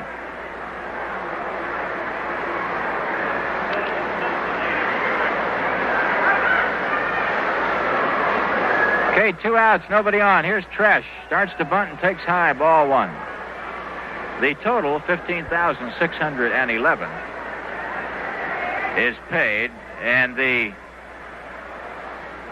Yankee Juniors, 3,897, also includes servicemen and the ladies out here today. There's a fastball outside. It's 2-0 to Tommy Tresh. Tresh, after that knee operation, has changed his stance. It's quite a bit more closed. He's batting from the left side. Tommy waiting. Perry delivers right downtown. Strike 1. Clarke, Mantle, Tresh, Michael, and White, who is a pinch hitter, all switch hitters. Perry again, the 2-1 pitch to Tommy. It's low and inside, 3-1. Minnesota out in front, 4-0. And tomorrow, Fred Talbot and Dean Chance.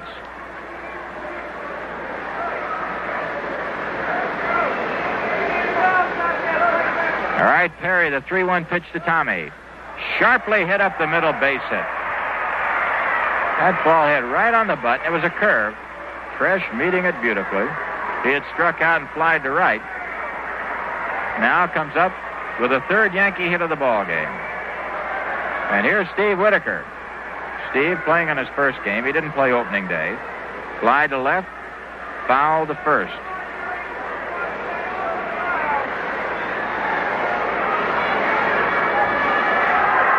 And there you hear it. Da-da-da-da-da-da. I got a kick out of that. I got to have a get that bugle going by half a dozen and let them have it every now and then. Swing and a miss by Steve, and it's strike one.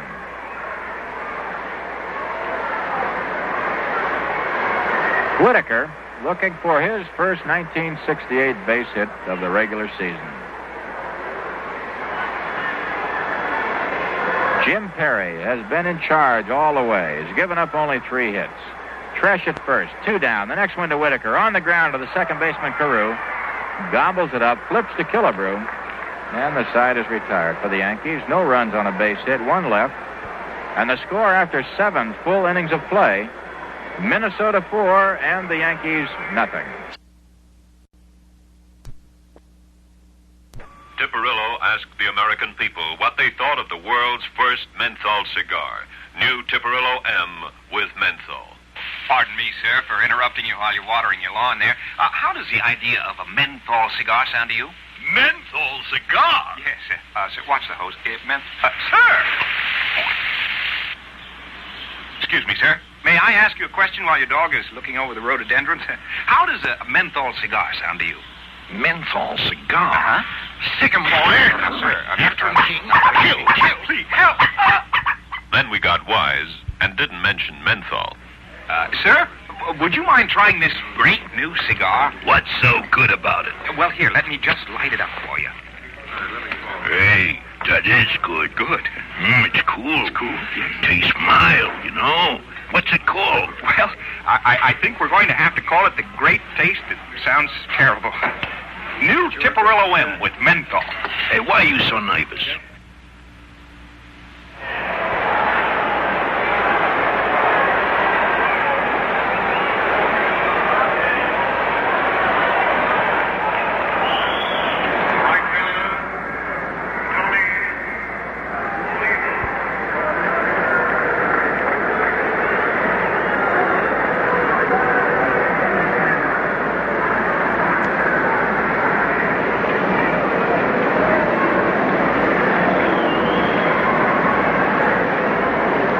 In the 8th inning now, Tony Oliva, Harmon Killebrew, Bob Allison going up against Jim Bouton, who's in there for Bill Monbouquette.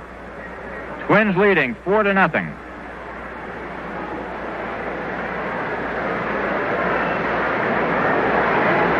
Bouton waiting as Oliva sets. The pitch to Tony, hit on the ground sharply. Mantle backhands it beautifully to Bouton. And did he get it? No. Everybody is safe. Bouton and Oliva collide at first base. And Jim, it looked for a moment as though he had the play, but dropped the ball as he backed into Oliva, steaming down the line at first. There was quite a collision. And the ball was dropped by Bouton. Oliva seems to be okay. Bouton seems to be okay. And they're giving Tony a base hit.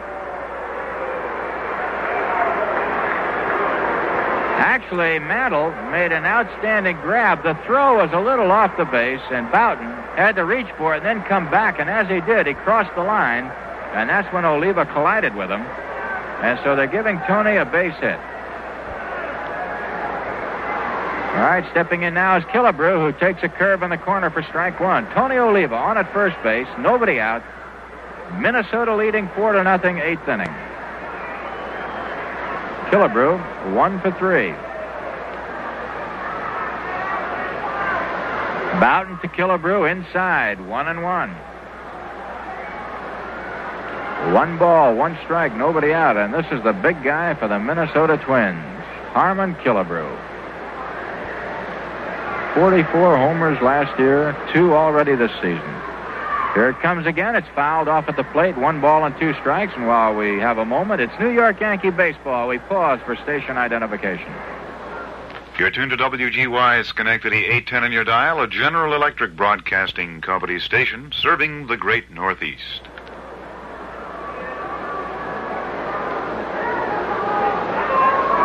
Here's Harmon Killebrew waiting now as Bouton is getting the sign from Jake Gibbs with Oliva at first. Jim ready. The 1-2 pitch. Killebrew takes high and tight. 2-2. That was the palm ball. Boughton developed that pitch 2 or 3 years ago, and he realized that he couldn't do it with his fastball, and then he went to the change of pace and tried to spot his pitches. All right, Jim ready again. There goes Oliva, the 2-2 pitch in the dirt. Throw to second. Plenty of time, and these catchers today on both sides have been great. That play going 2-4. That's the second one that Gibbs has nailed. He got Allison in the 6th, and now Oliva here in the 8th. Johnny Roseboro got Roy White, so anybody that's attempted to steal today has been cut down. The full count pitch to Killebrew, hit on the ground, dribbled foul down the third base side, and the count remains 3 balls and 2 strikes.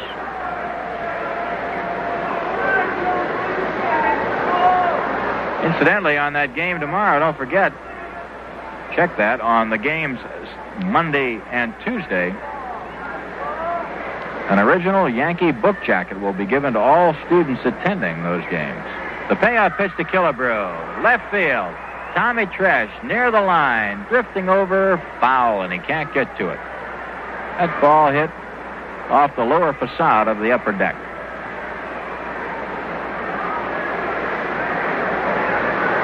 So the count remains 3 balls and 2 strikes. Monday and Tuesday, the day games for the Oakland A's here at the stadium. A beautiful, original Yankee book jacket will be given to all the students attending those games. And as we mentioned earlier, the great Yankee Clipper will be on hand. Be in uniform for the first time as a Major League coach. Boughton has stepped off the mound onto the grass and now comes back again. Taking a lot of time now. It's 3-2. Killebrew now asks for time and steps out of the batter's box. Now Al Salerno probably says, "Let's go, boys." Twins leading 4-0. Here's the payoff pitch again to Killebrew. Hit deep to left field. Dropping in there, base hit. Tresh drifting over, is under it. He's got it, and Killebrew is in with a long single.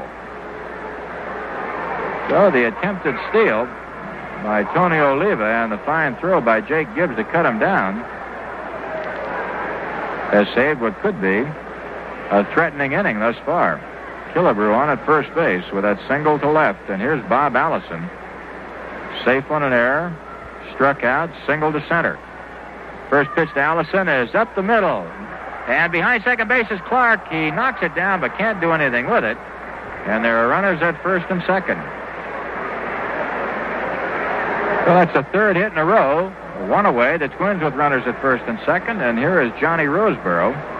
Foul to the first baseman, line to right, walked, scored a run.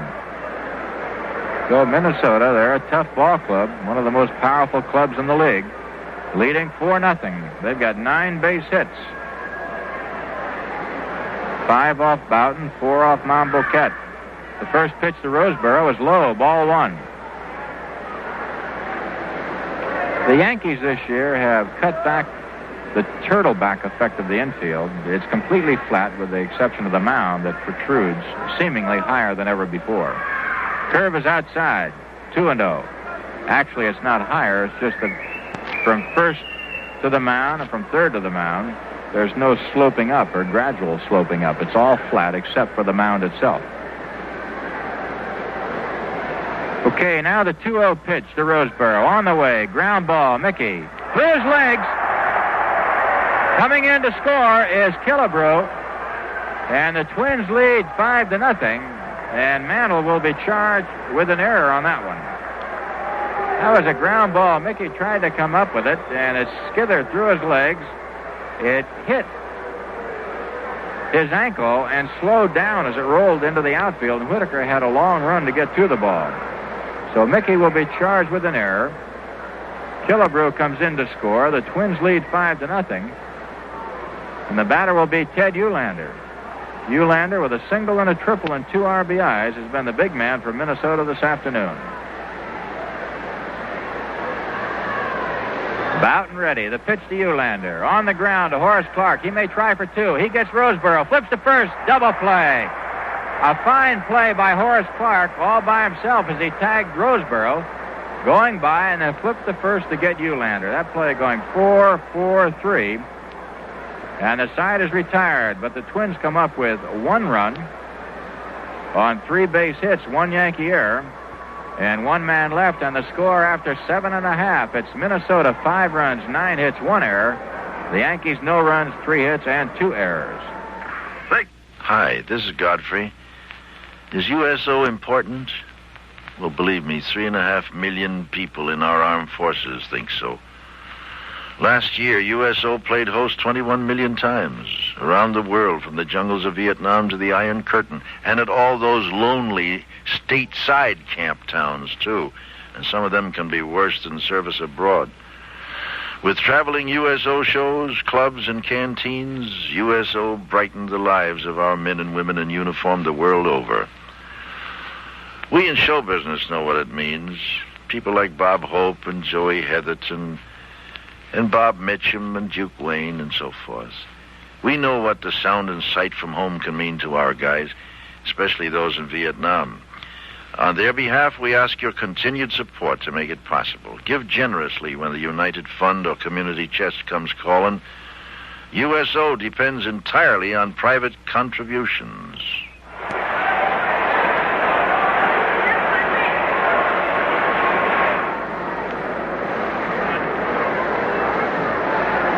We have a defensive change. Cesar Tovar goes in to play left field for Bob Allison. And Ron Clarke goes in to play third base in place of Tovar. Tovar to left, replacing Allison, and Clarke at third. All right, for the Yankees, it'll be Gibbs, Michael, and a possible pinch hitter for Jim Bowden. And it is. Be a pinch hitter for Michael, too. Dick Hauser is out there. Here's Perry's first pitch to Gibbs. Strike called on the corner. Ron Clarke at third. Tovar in left, replacing Bob Allison. Clarke will bat in Allison's spot, the number 5 position. Swing and a miss by Gibbs now. It's no balls and 2 strikes.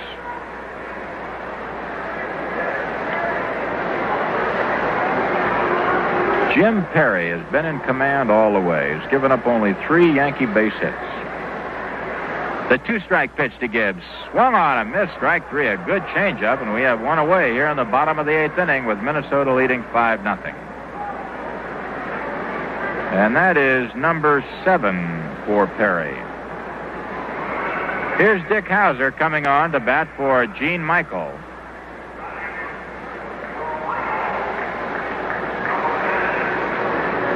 And Andy Costco comes out, and he'll be batting for Boughton.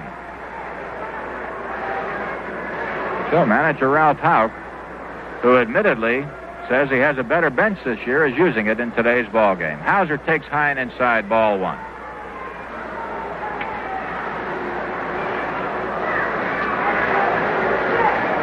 Jim Perry getting the starting nod into the windup, the 1-0 delivery. Strike 1, 1-1.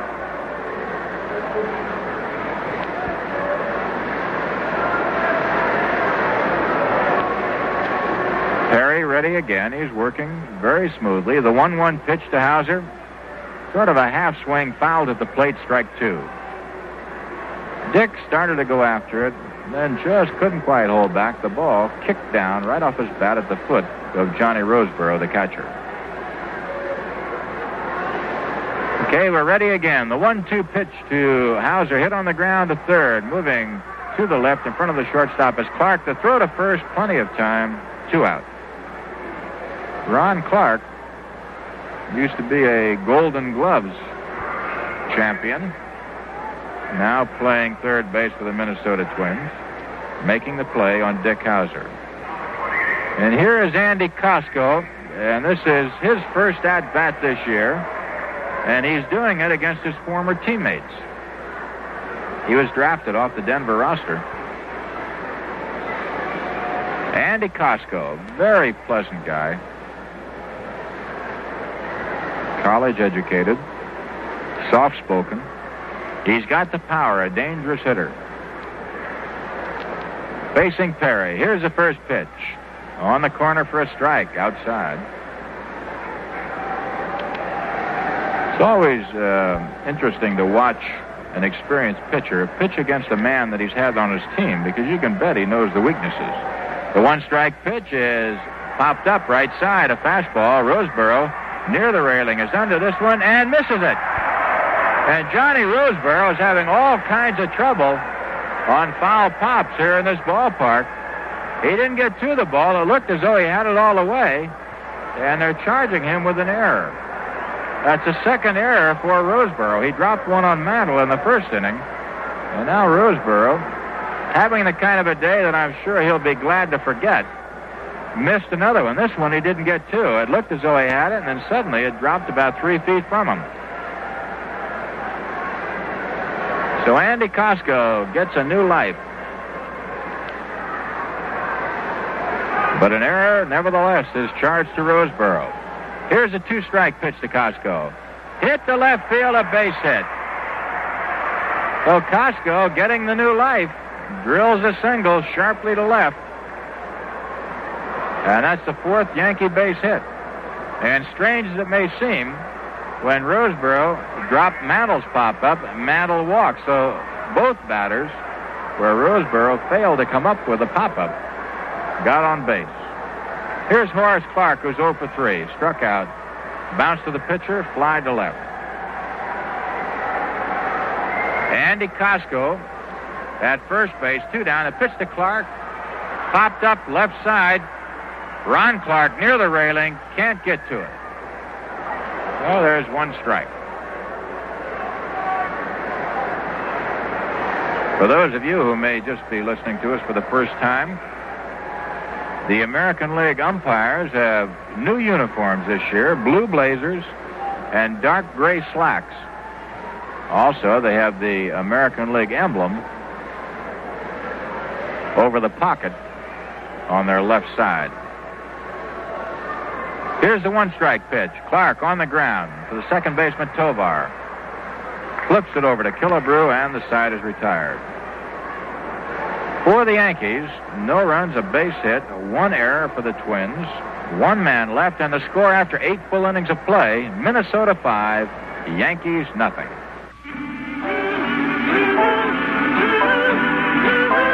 Atlantic keeps your car on the go. Give your driving a lift with Atlantic Imperial, the clean carburetor gasoline. Every trip will be more fun. When you want to go places and do things, what a place. Here in 1968 against Jack Hernandez, Jim Perry, and Cesar Tovar here in the 9th inning of the second game of the year. 5-0. Twins are leading. In other games, Baltimore won, California nothing in the 8th. Oakland leading the Senators 6-5 in the 9th. Boston over the Indians 3-1 in the 8th.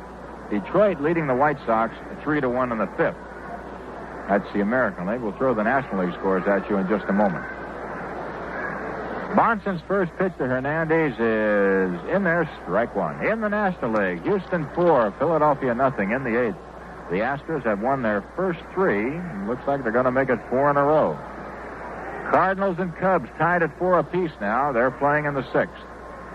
Pittsburgh at San Francisco, New York at Los Angeles later starts this afternoon on the coast. Hernandez swings and misses. Strike 2, fastball right down the pipe. And tonight, Cincinnati plays the Braves in Atlanta. But at the stadium, Minnesota leading New York 5-0, top of the 9th. The 2-strike pitch by Bonson to Hernandez, swung on a miss, strike 3.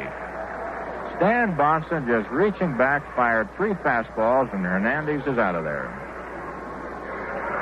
Well, that's one thing you just can't beat. When you can throw a fastball with something on it, best pitch in baseball. Here's Jim Perry getting quite a hand. It's always been that way here at Yankee Stadium. Fans, impartial. They like good baseball no matter who does it.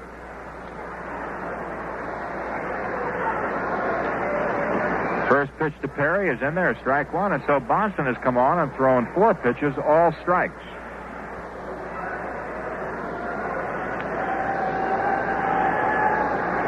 Bonson again. Perry swings and misses. That's 5 straight strikes. And you can bet the manager, Ralph Houck, is taking this in. This is the kind of a guy who can stop a big inning for you in the late innings. Bonson again. This one is low. 1 ball, 2 strikes. Stan Bonson. Pitched at Syracuse last year, was 9-11. He's ready again. Here's the next one. Perry hits this one down the left field side. Might be trouble. Tresh digging, and that ball is in there. A home run into the lower seats. Tresh is chasing it, but the third base umpire, Larry Knapp, is signaling the home run. And here comes Jim Perry. He dropped one down the line just inside the 301 marker. And he's got himself a home run, and the Twins lead 6-0. Tommy Tresh is having a big argument now with Larry Knapp, as is Ruben Amaro, and here comes manager Ralph Houck, and Tresh is vehement about it. He's jumping up and down. Larry Knapp signaled home run. We could see it all the way, but Tresh didn't bother to look. He just chased the ball. Here comes Houck. He's out there, and Knapp is pointing. And he's claiming that it's a home run. Tresh, Amaro, and Houck all battling Larry Knapp. Al Salerno, the plate umpire, is out there. And we're in the middle of our first big rhubarb of the year. The Yankees are trailing 6-0 if that home run holds. And now Houck is getting incensed. He's really yelling up and down. Now he wants to take Knapp out there. He says, come out here. And Larry refuses to go. And now Tresh is in there again. Houck and Tresh are both going at it. Salerno trying to push Tresh away. They are really going at it. Well, to be very honest with you, I couldn't tell from here because that area down there, that left field line, is lost from view from where we're sitting. We just get a faint peek at it. But Tresh came running in, and he was jumping up and down. Houck went out there to try to keep Tresh in the ball game because it looked as though Tom might end up on the bench. And now everybody breaks up, and Jim Perry, for better or for worse, has his first home run of the year, and maybe the shortest that you'll ever see in Yankee Stadium.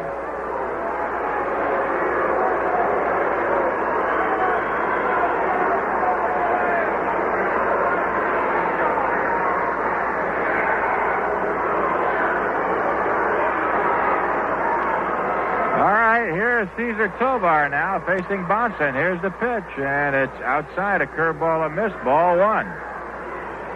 Jim Perry just sticking that bat out. Dropped the home run just inside the foul pole and just over the 301 mark. There's a curve that got the corner this time. 1 ball, 1 strike to Tovar. Cesar is 0 for 4. He's bounced out to the infield 4 times, twice to the shortstop, twice to second. Here's the 1-1 pitch. Looping fly into short right. Going back as Clarke makes the play. So we have 2 down, and now Rod Carew will be coming on. And Carew has been bouncing out all day to the infield, 3 times to second, once to the shortstop.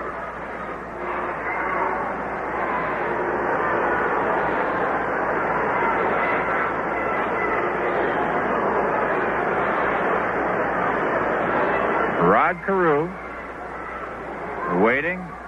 Bonson into the windup. The pitch is right downtown. Strike 1.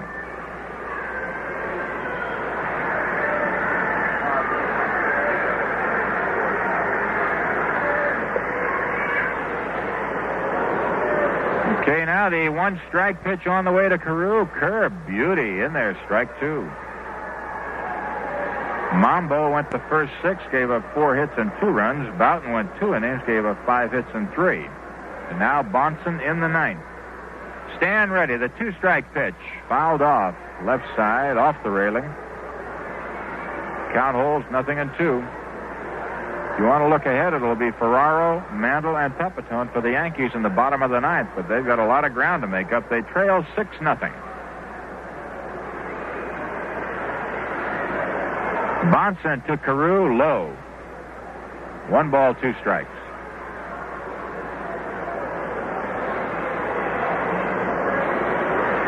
They're in the 9th inning at Houston, and the Astros still lead the Phillies 4-0. Giusti in there all the way for the Astros. The 1-2 pitch. Carew fouls it back. Count remains 1 ball, 2 strikes. In the 7th inning, Cardinals and the Cubs are all tied at 4 apiece. Pittsburgh and San Francisco scoreless after 1.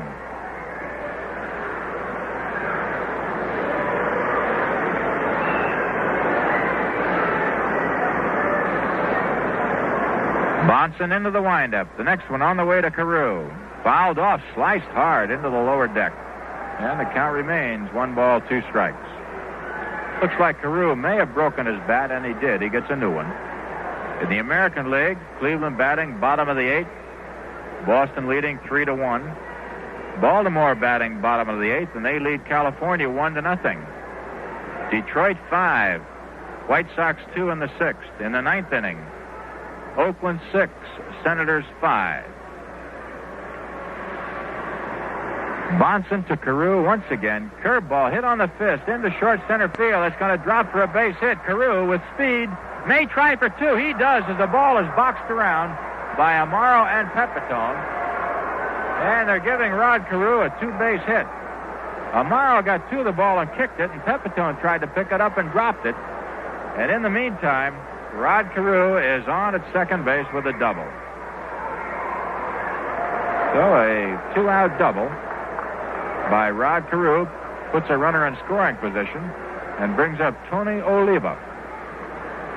Oliva walked, popped to short, bounced to short, had an infield single. 1 for 3. Came into this game batting an even .500, 4 for 8.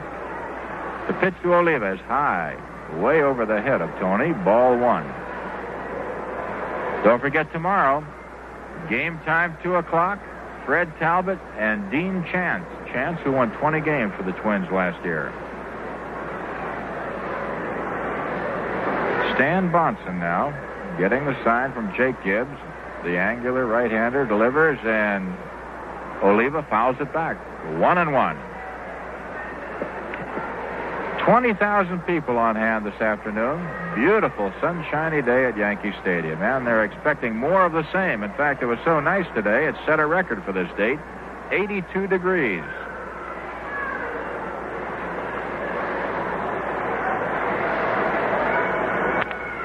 Stan Bonson sets. Here's the 1-1 pitch. High fly ball, left field. Tresh digging for this one, and this ball is foul.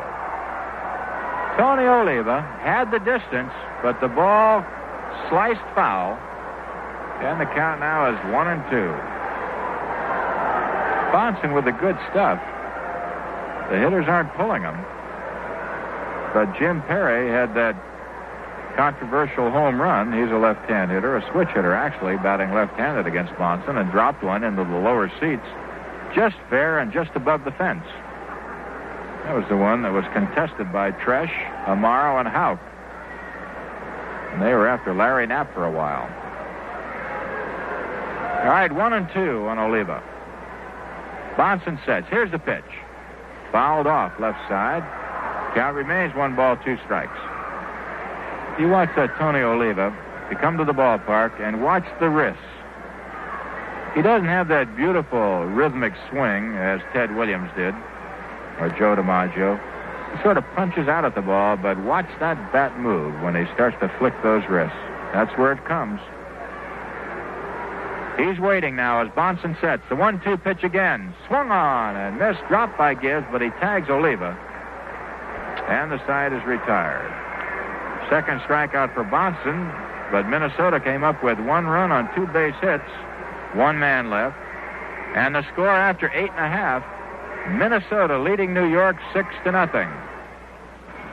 See, here's someone who knows baseball inside and out. The White Owl girl.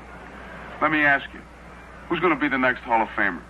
Personally, I think it will be that pitcher who smokes White Owls. He has so much going for him. And then there's that other player, the catcher, the invincible man. He's always smoking one. Yeah, I really like that catcher, invincible man. But who's going to walk off with the most valuable player award this year? I'd vote for that outfielder. I forget his name, but you'd know him. He's a big Ranger fan. Why do you pick these ball players as standouts? Because they have such good taste. Anyone who smokes a White Owl has. It's the way White Owl ages the tobacco, mellows it to bring out that mild taste. One more thing. Do you have any advice for a budding ball player who wants to make it to the big leagues? I'd tell them to try White Owl. Find out why. You get a lot more from a White Owl than just smoke.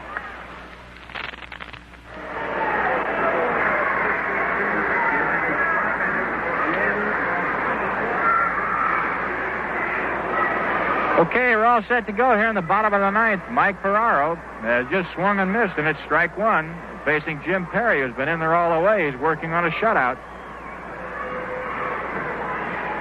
Tall right-hander is ready. The next one to Ferraro is just outside. 1 ball and 1 strike, and Perry has been strong throughout the ball game. He has not given an inch, and he has had his stuff all the way through. Jim Perry ready. The 1-1 pitch to Ferraro. A one-hopper. Jim has it easily at the mound. Flips over to Rich Reese, who has now come in to play first base in place of Harmon Killebrew. And we have one away. That play going 1-3. While Mantle steps in, it's New York Yankee baseball. We pause for station identification. You're tuned to WGYS Schenectady 810 on your dial, a General Electric Broadcasting Company station serving the Great Northeast. Okay, Mickey waiting, swings at the first pitch. It's a curveball, fouled off, and it's strike one. Twins leading 6-0. Yankees won their opener 1-0 behind Mel Stottlemyre. And trail in this one 6-0. The Twins continue and hold up in this one. They'll be 3-0 on the year and out in front. Fastball is outside. 1 ball, 1 strike. Which reminds me of a comment that Hank Bauer said. One of the big things that happened to them last year that shouldn't have happened was that they won their first 3 in a row and felt they could win without trying. Here's the 1-1 pitch. Mantle hits it high in the air behind first base. Reese backing up, now coming in. Getting under it, makes the play, and he did some staggering. That ball was way up there.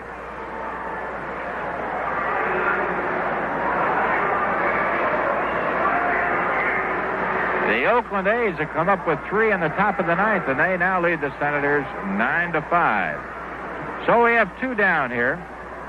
And here's Joe Pepitone as the Yankees are down to their final out. They trail by 6, bottom of the ninth.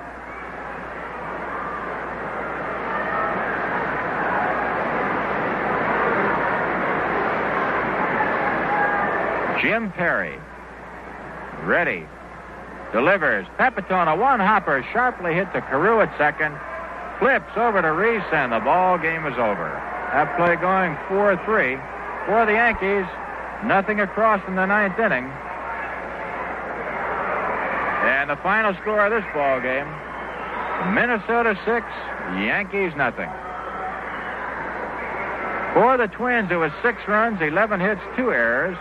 For the Yankees, no runs on 4 hits and 2 errors. The winning pitcher, Jim Perry, his record now is 1-0. The loser and starter for the Yankees, Bill Monbouquette, and his record now, of course, is 0-1. Only the second game the Yankees have played, of course, this year. Twins got 2 in the second inning, 2 more in the 7th, 1 in the 8th, and 1 in the 9th. And it was a big day for Jim Perry, who not only pitched the shutout, but got himself a home run down the left field side. So the Twins stay undefeated so far this year, and the Yankees in Minnesota will battle again tomorrow with Fred Talbot going for the Yankees and the great right-hander Dean Chance going for the Minnesota Twins. This is Jerry Coleman for Phil Rizzuto and Frank Messer, reminding you that the final score of this ball game, Minnesota 6 and the Yankees nothing. This Yankee baseball game has been brought to you by Atlantic and your neighborhood Atlantic dealer.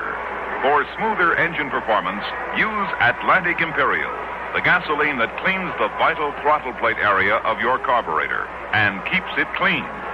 And by White Owl Cigars.